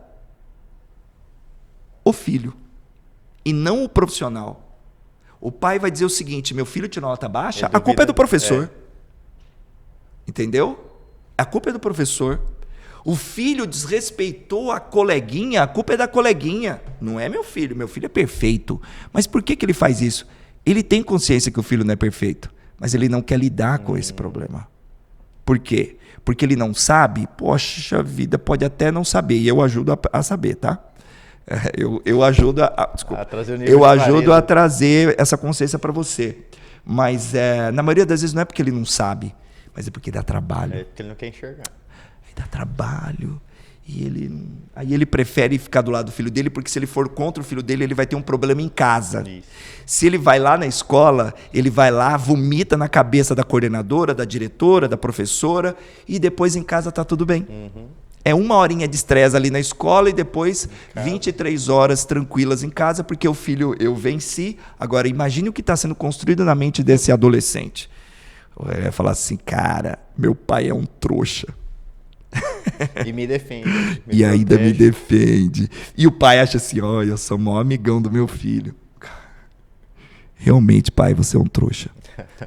Não tem outra explicação para dar. Não tem, cara. Sabe? Então, só para... lembrei, vamos voltar aqui. Aquela coisa dos pais olhando para os filhos. O que eu estava falando. Assim, a melhor coisa, então, para um pai é que o filho se torne alguém, né? Isso é a maneira mais simples de falar. Ou seja, que o filho tenha sucesso, entendeu? Que tenha capacidade, que tenha a família dele, que vá para frente. Os filhos não podem ficar olhando muito para trás. Porque se os filhos ficarem olhando para trás, eles não vão cuidar do futuro deles. Agora, é óbvio que, lembra que eu falei assim, 75% daquilo que você vai viver com os seus filhos é até os 12 anos, 14 anos mais ou menos. Justamente por isso. Aí o seu filho vai para o ensino médio, fica muito tempo lá, vai para a universidade, fica muito tempo lá, vai para o trabalho, acaba casando, acaba tendo filhos. E o relacionamento você com seu filho é muito de final de semana e tal. Agora veja, se você é um pai que não tem estrutura, não estou dizendo nem emocional, estou falando de estrutura financeira, você vai trazer um peso para o seu filho que vai virar uma âncora para ele. Imagine assim, o seu pai, a sua mãe tem problemas financeiros, ou a aposentadoria não dá para pagar nada, você vai ter que desacelerar o seu processo evolutivo, profissional e tudo mais, porque você às vezes vai ter que dar uma olhadinha para trás e vai ter que voltar para lá, atender seu pai, sua mãe, isso vai atrapalhar seu processo evolutivo profissional e tal, não sei o quê. Sim, isso realmente acontece.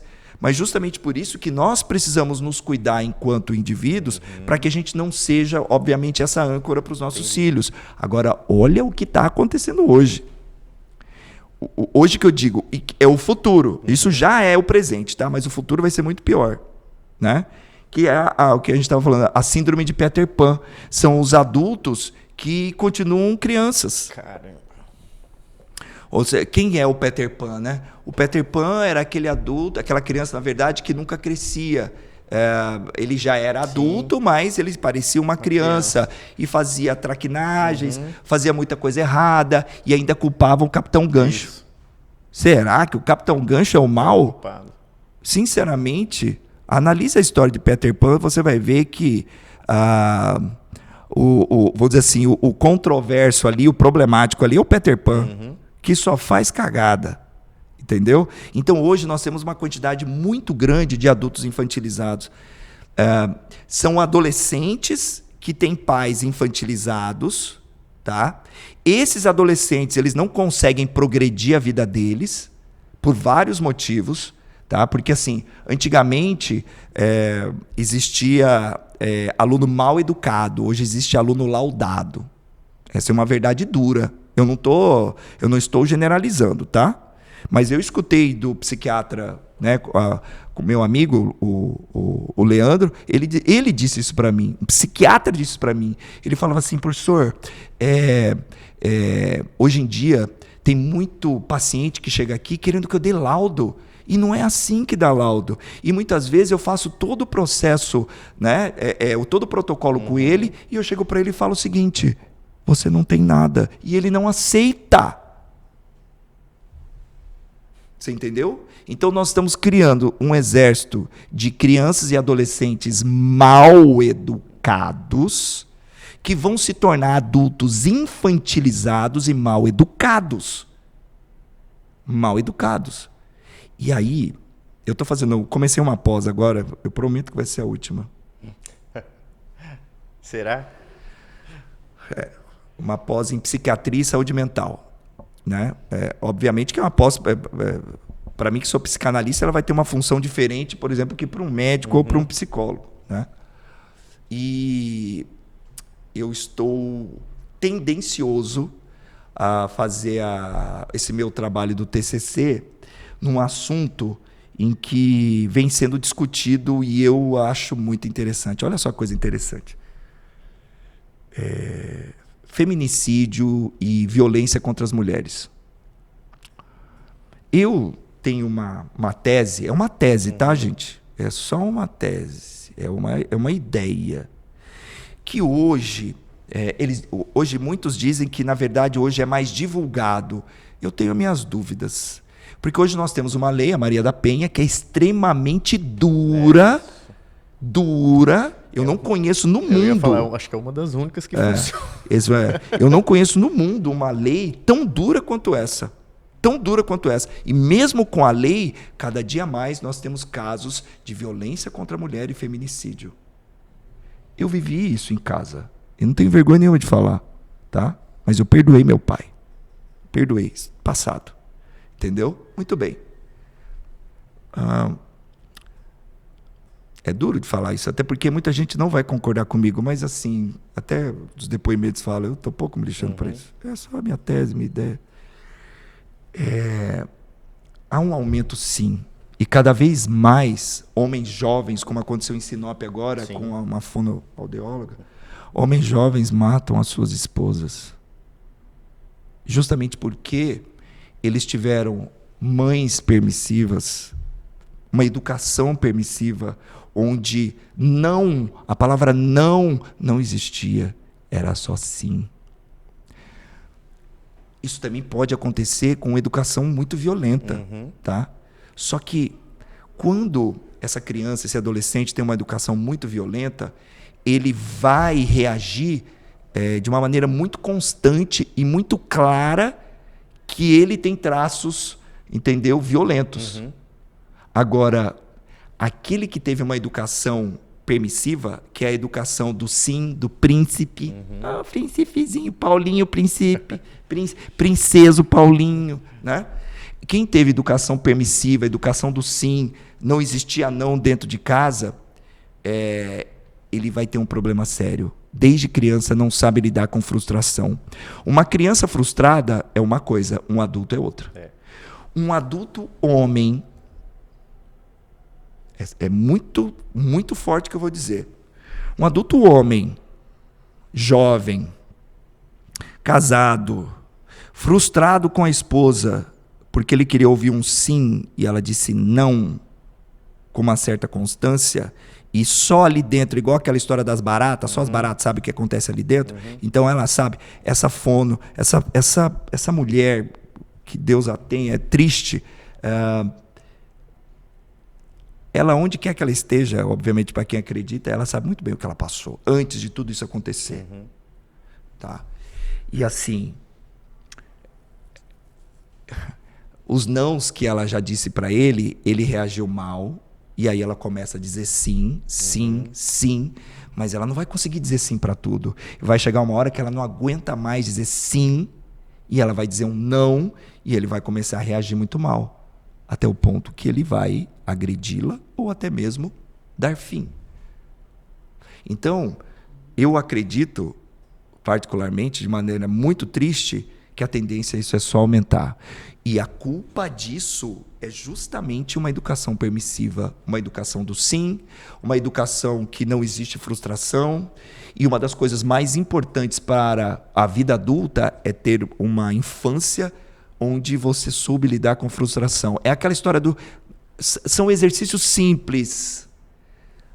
Papai e mamãe, você está no supermercado e seu filho fala, eu quero um chocolate. Se você tiver condição, você vai dizer, tudo bem, escolhe um chocolate. E a Cris vai escolher um. Se ela quiser outra coisa, você vai trabalhar com ela o quê? A frustração. Tudo bem, você quer isso? Tá. Então você tem que escolher entre o chocolate e isso. O que ela vai fazer? Ela vai reagir, porque é criança. E aí, nesse momento, você vai ter o trabalho de chegar no nível dos olhos dela e explicar para ela o seguinte, o nosso acordo foi um chocolate. Você quer agora o biscoito? Então você vai escolher entre o biscoito e o chocolate. Qualquer um dos dois é seu, mas os dois não dá. E aí, veja bem, mas a minha filha, ela briga, ela berra, ela se debate. Bom, ela faz isso porque tem histórico. Mas você quer aprender a resolver isso? Eu vou te ensinar. Sua filha berra, bom, o que você vai fazer? Se ela for violenta, sua filha, isso pode acontecer, a primeira coisa que você tem que fazer é cuidar da proteção física dela. Você vai pegar ela pelos bracinhos, alguma coisa assim, vai abraçar e vai segurar ela até ela acalmar. E o máximo que você vai dizer para ela é o seguinte, olha, você quer falar do biscoito e do chocolate? Porque ela está daquele jeito por causa do biscoito e do chocolate. Ou seja, você vai chamar a atenção dela. O problema dela é que ela quer os dois. Você fala assim, você quer... quando ela acalmar, tá? Você quer falar do biscoito e do chocolate? Vamos conversar então sobre o biscoito e sobre o chocolate. Quando você falar isso e ela ouvir, ela vai relaxar. Bom, ela vai me ouvir. A criança vai pensar nisso. E aí você vai chegar e vai dizer de novo: olha, hoje você vai querer levar o biscoito ou o chocolate. Sabe por quê? Você já vai emendar. Da próxima vez que nós voltarmos aqui, aí você já vai dizer: nós vamos voltar aqui daqui a 5 dias.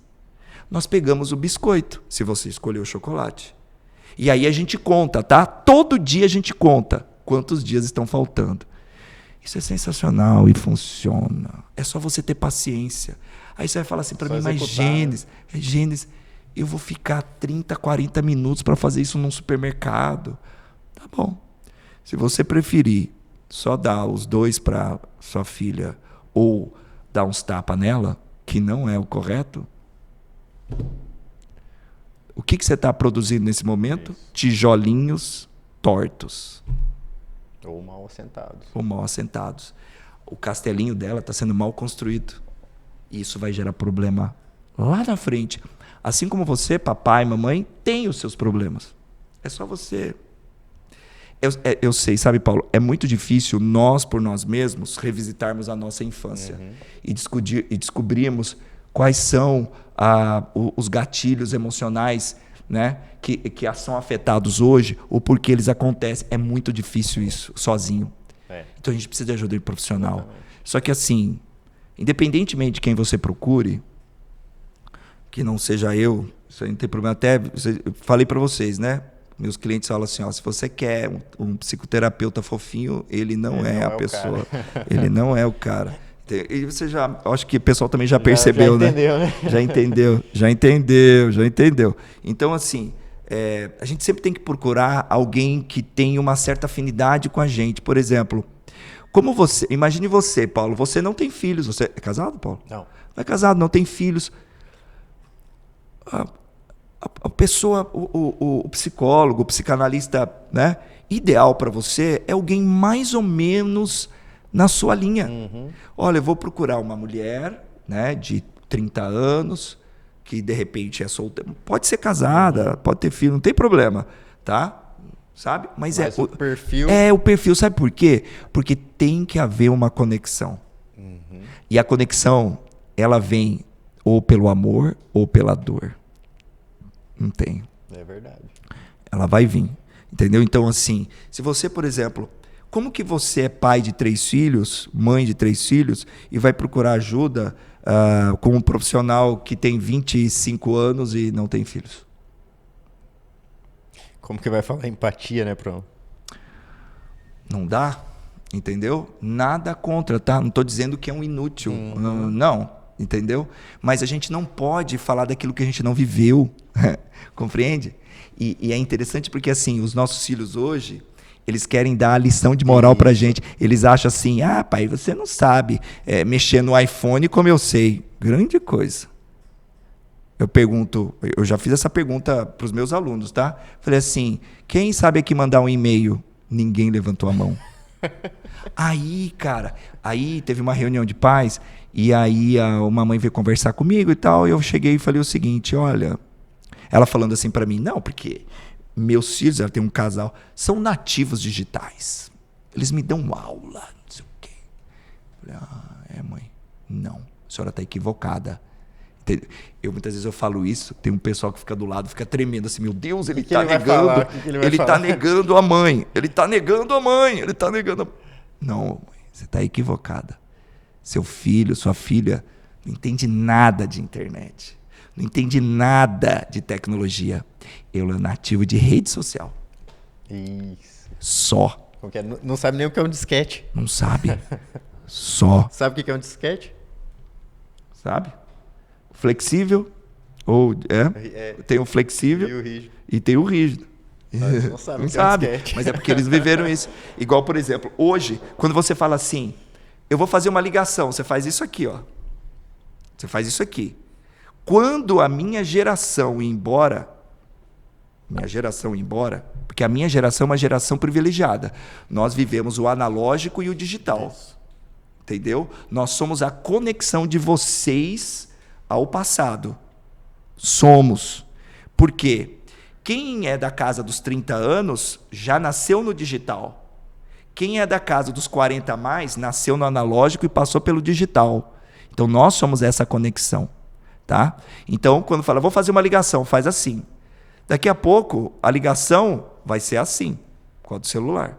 Ou então vai falar assim, ligação? O que é isso? Que é isso? Porque, veja, olha só que coisa louca. Se alguém liga no seu celular, você não assusta? Por que você assusta? Você já pensa, cara, né? Quem que tá me ligando? Que absurdo! Que falta de educação me ligar. E vou falar uma coisa pra você. Hoje, ligar, fazer uma ligação, virou fator intimidador, sabia?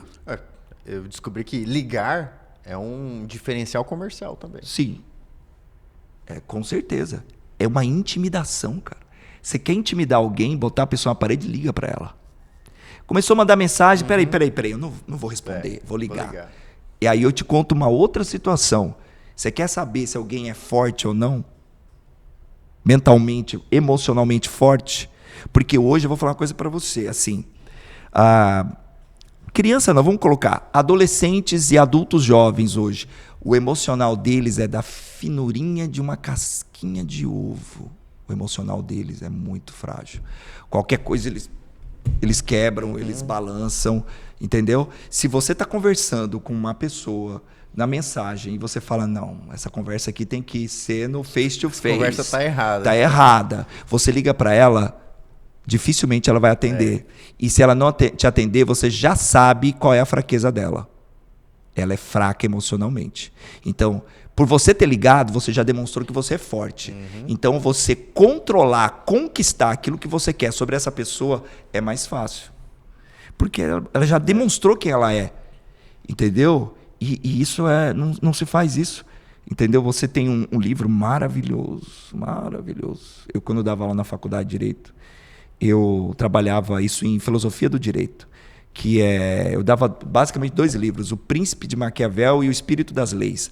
O Príncipe Maquiavel é um manual para ensinar qualquer indivíduo a conviver no meio de outras pessoas. Porque assim, Thomas Hobbes dizia, o homem é lobo do próprio homem, ou seja, um homem quer ferrar a vida do outro. Exato. E como que você, que é lobo, como que você vira alfa? Lembra que eu falei para você? Isso. Alfa. Entendeu? Então, assim, para você ser alfa, macho alfa, o movimento feminista, não todos, tá? Alguns grupos feministas acham que macho alfa é o machista, grosso, estúpido, contrário. É o beta. Entendeu? É o gama. O alfa, ele não é assim. Porque o alfa é aquele que cuida dos seus. Vamos pensar em lobos? É aquele que cuida da sua matilha. É aquele que não anda à frente, ele anda na retaguarda, tendo exatamente a visão de tudo que está acontecendo para proteger os seus. Os seus. Assim, Paulo, a educação que eu tive, eu fui criado por mulheres, tá? E aí você vai falar assim, poxa vida, você falou muito de pai, mãe, e quando é só mãe? E quando é só pai? Olha, eu não vou criticar esse tipo de educação, de criação, como você queira falar, até porque hoje em dia as mulheres podem ser mãe solo, até os pais, entendeu? Então não importa se é uma família diferente ou se é uma família de uma pessoa só, isso realmente não importa. Pior que isso é criança abandonada. Tá? Lembrando que tem criança abandonada tendo casa e família, tá? Tem criança abandonada tendo casa e família. O que eu mais vejo, todas as pessoas que passaram por aqui, muitos com crianças, as crianças são abandonadas. Entendi. Isso aí, sabe? Mas assim, o macho alfa, como eu estava dizendo, é aquele que cuida do seu. Tá? Eu fui criado com mulheres. Tá? A questão é, quando você não tem um pai presente, ou não tem uma mãe presente, algo vai faltar. É igual o grande de bolo. Vai faltar. Vai faltar. Aí você vai falar assim, mas e aí? O que faz? Não faz. Porque, sabe quando que uma mãe vai substituir o pai? Nunca. É mãe, não é pai. E sabe quando o pai vai substituir a mãe? Nunca. Porque é pai, não é mãe. Então, você sabe o que você tem que fazer quando a sua família é você, mamãe, ou você, papai, e seus filhos? Seja um bom pai. Seja uma boa mãe. E lembra que eu falei, bom pai, boa mãe, não é o pai e a mãe do sim, não é o permissivo.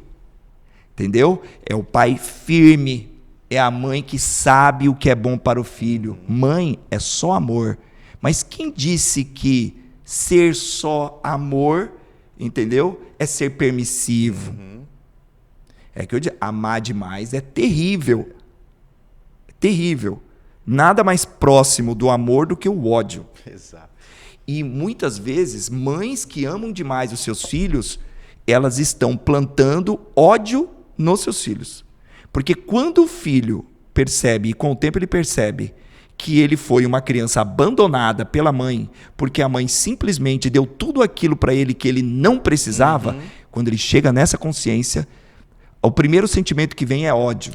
Aí há uma desconexão de pais e filhos, e cada vez está comum, tá? Tem um trabalho de um psiquiatra, acho que é britânico, eu não sei se é irlandês, é britânico, tá?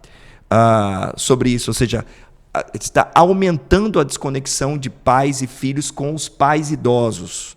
Os filhos ali na casa de 30 anos está tendo essa desconexão.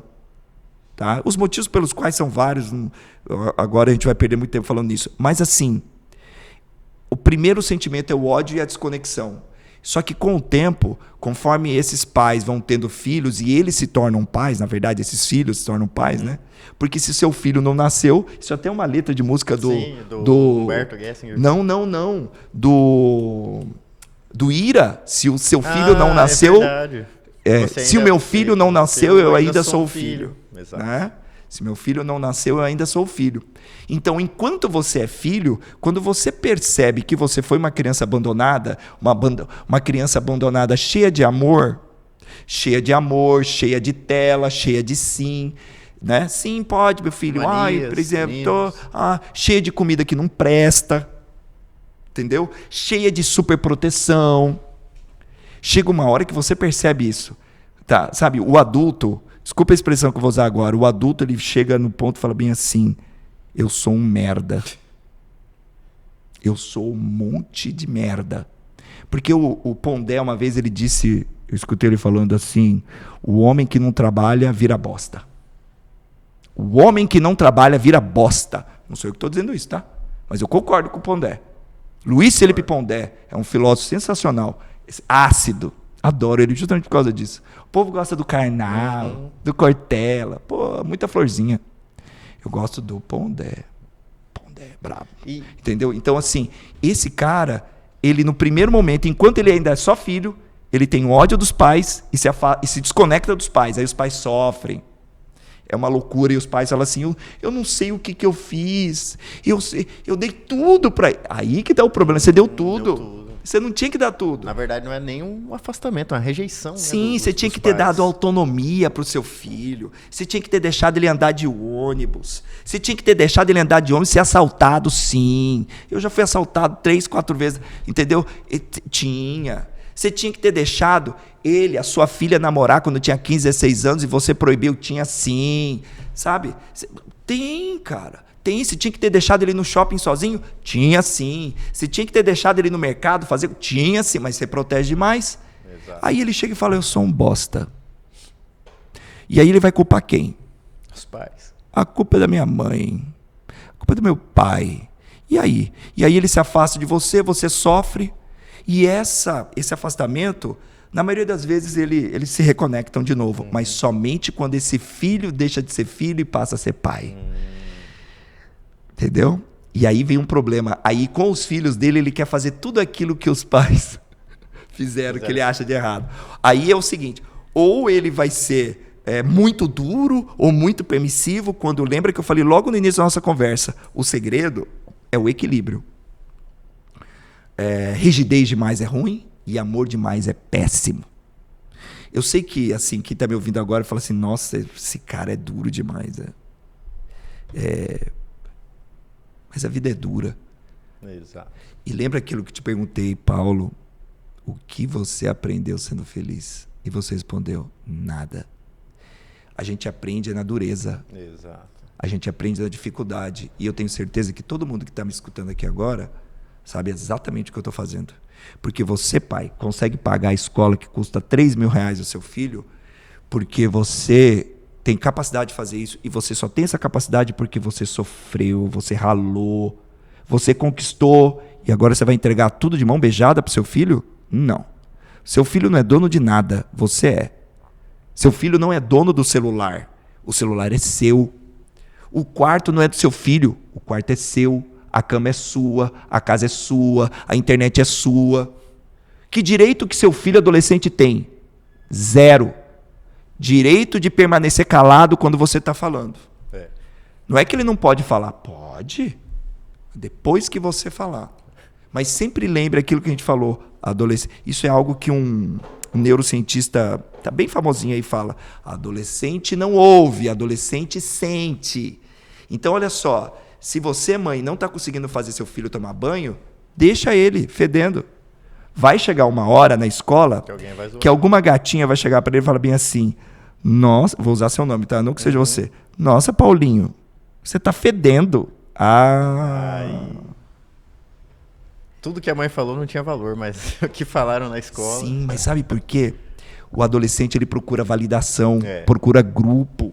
Isso é animal. Nós, seres humanos, somos animais, somos instintivos. A gente quer encontrar um grupo. Se o nosso grupo nos critica, aí a gente sente. É que eu falei, adolescente sente.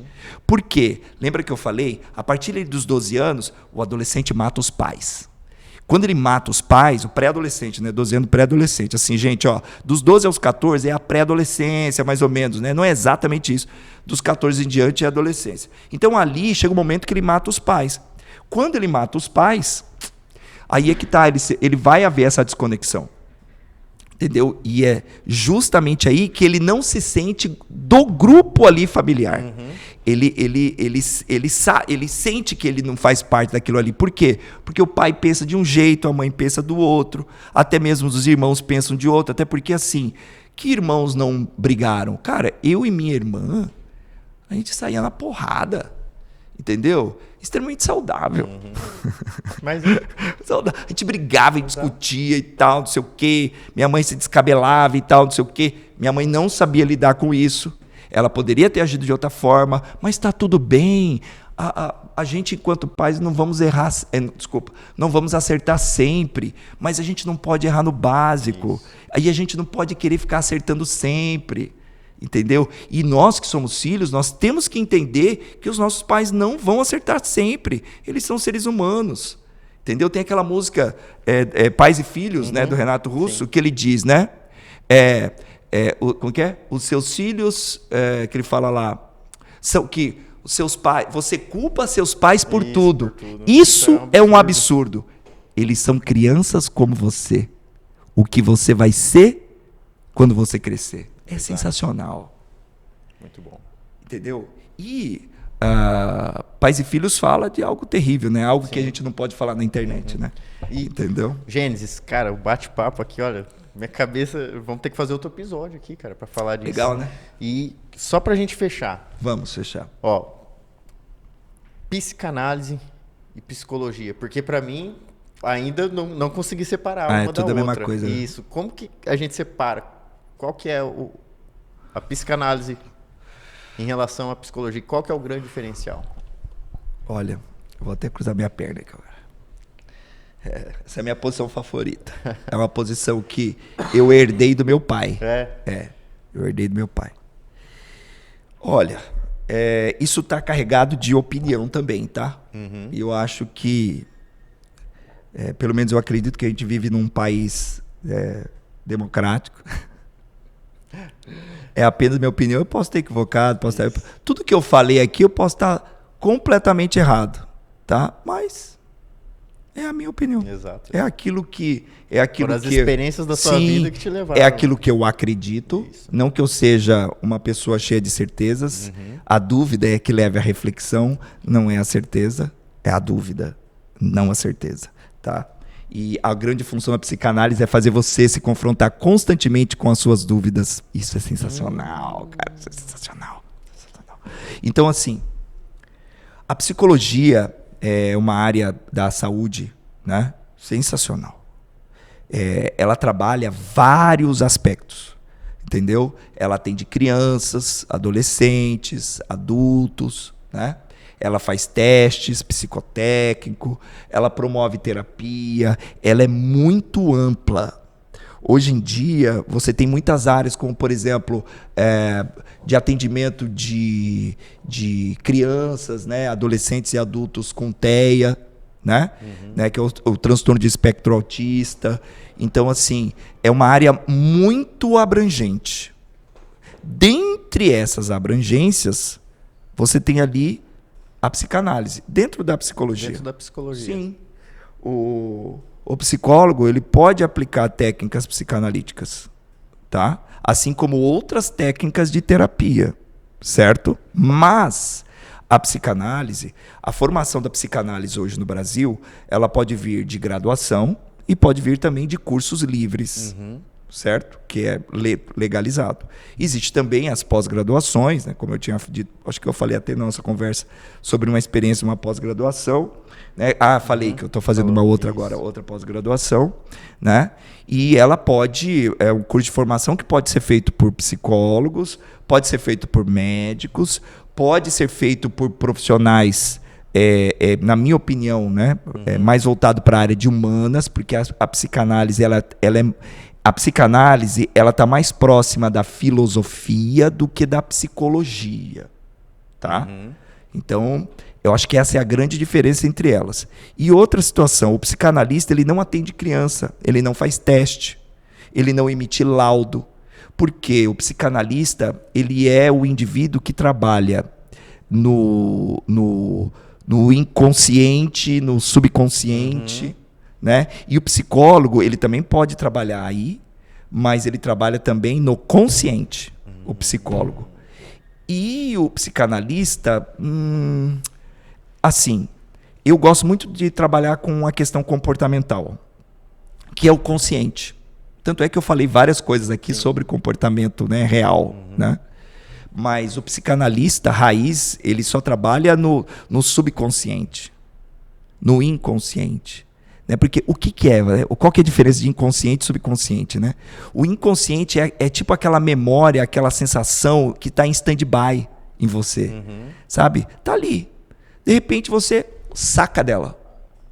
Entendeu? Como uma atitude, uma reação, seja positiva ou negativa. Esse é o inconsciente. O subconsciente, ele é mais profundo. E é justamente aí, a psicanálise, ela vai no inconsciente. Mas o subconsciente, ele tem que ser minerado, raspado. O subconsciente, por exemplo, é aquele trauma que a pessoa não tem consciência. Ela nem sabe que tem. Ela só sabe o gatilho. Entendi.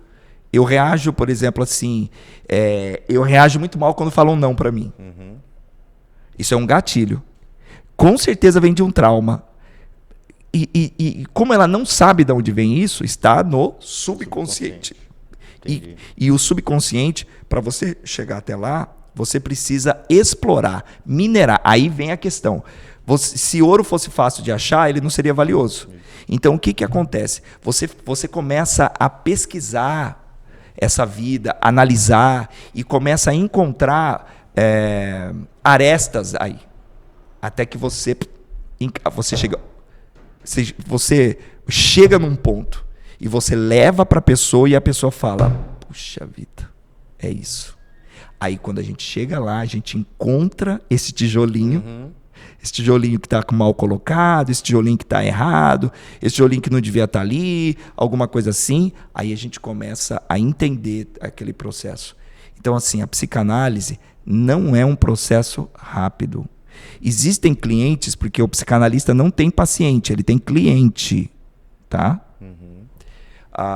Existem clientes que chegam lá e dizem o seguinte, olha, eu não estou sabendo lidar com isso e eu quero somente trabalhar isso. Eu nem gosto da palavra trabalhar.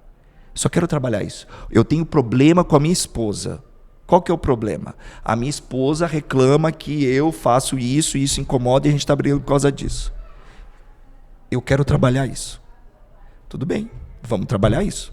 Só que na maioria das vezes ele começa a descobrir tanta coisa.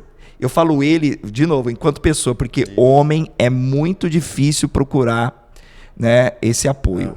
A maioria são mulheres. Eu tenho um cliente homem que vai por causa que vai junto com a mulher.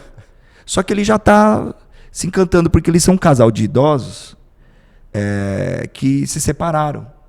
Acho que eu falei para você sobre isso, né? Eles se separaram porque, assim, isso a gente chama de síndrome do ninho vazio. Os filhos cresceram, foram embora, e isso doeu neles. Só que logo vieram os netos.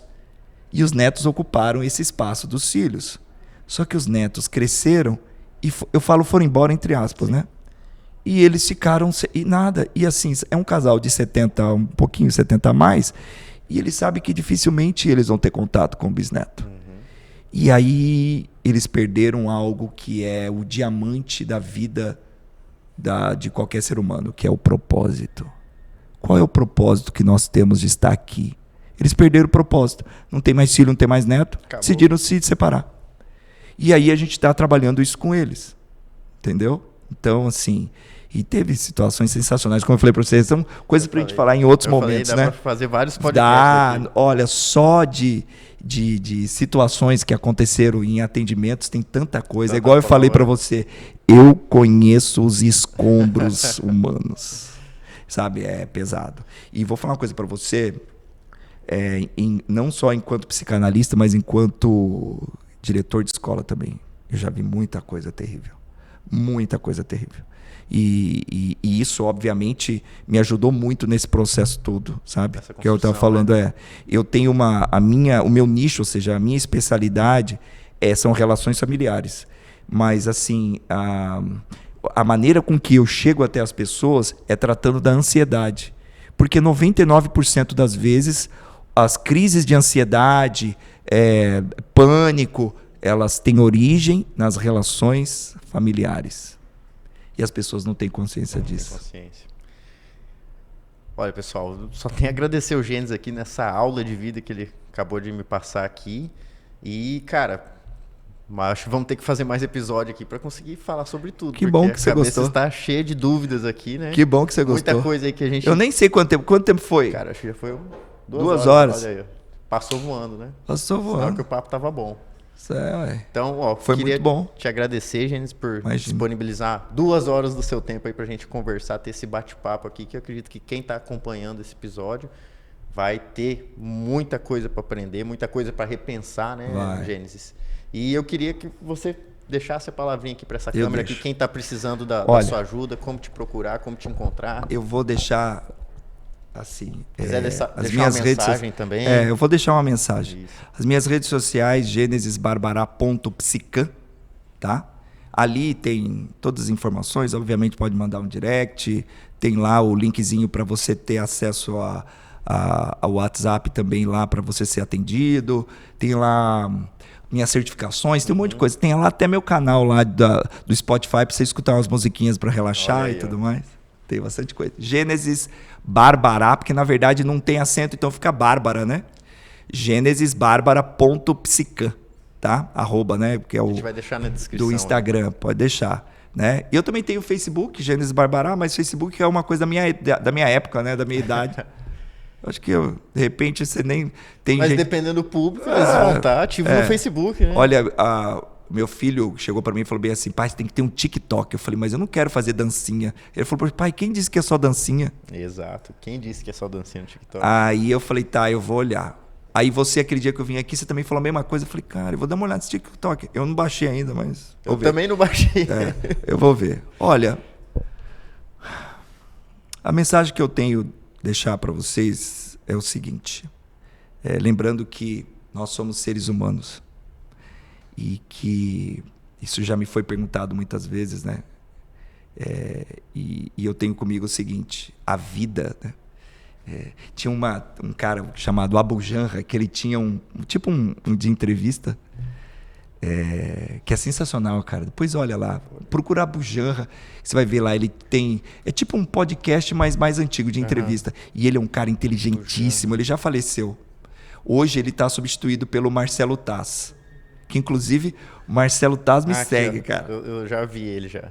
Abu Janra. TV Cultura. Sensacional. Ele sempre terminava a entrevista dele. Já vi memes dele. Ele sempre terminava as entrevistas dele dizendo o seguinte: Paulo, o que é a vida? Cara, eu sempre ouvia, eu sempre acompanhava. Eu falo assim, nossa, eu queria tanto ser entrevistado pelo Abu Janra, mas eu sei que eu nunca vou ser entrevistado por ele. Mas eu só queria responder para ele o que é a vida. E eu vou te responder para vocês hoje. Coisa que eu nunca fiz. Eu já participei de outros podcasts. Eu nunca fiz. Olha, eu digo para todos vocês que não sabem o que é a vida. A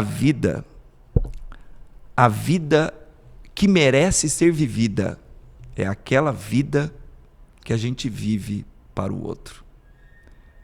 A vida que a gente vive só para a gente não serve de nada. A vida que a gente vive para o outro, essa sim tem valor. Então, viva com os seus filhos, para os seus filhos, e não viva somente a sua vida. Esse é o recado que eu tenho para dar para vocês. Muito obrigado. Fique com Deus. Obrigado você por estar disponibilizando seu tempo aqui, por estar passando conhecimento para o público e esclarecendo, às vezes até, né, dando um apoio, porque a pessoa vai assistir, vai se conectar com esse assunto, vai falar, caramba, né, nunca tive essa clareza sobre esse assunto, vai estar tendo esse nível de consciência. Desculpa, eu sei, né? Eu sou meio terrorista. Realista, né? Realista. Mas eu já escutei isso aí, já assim, rindo, tá?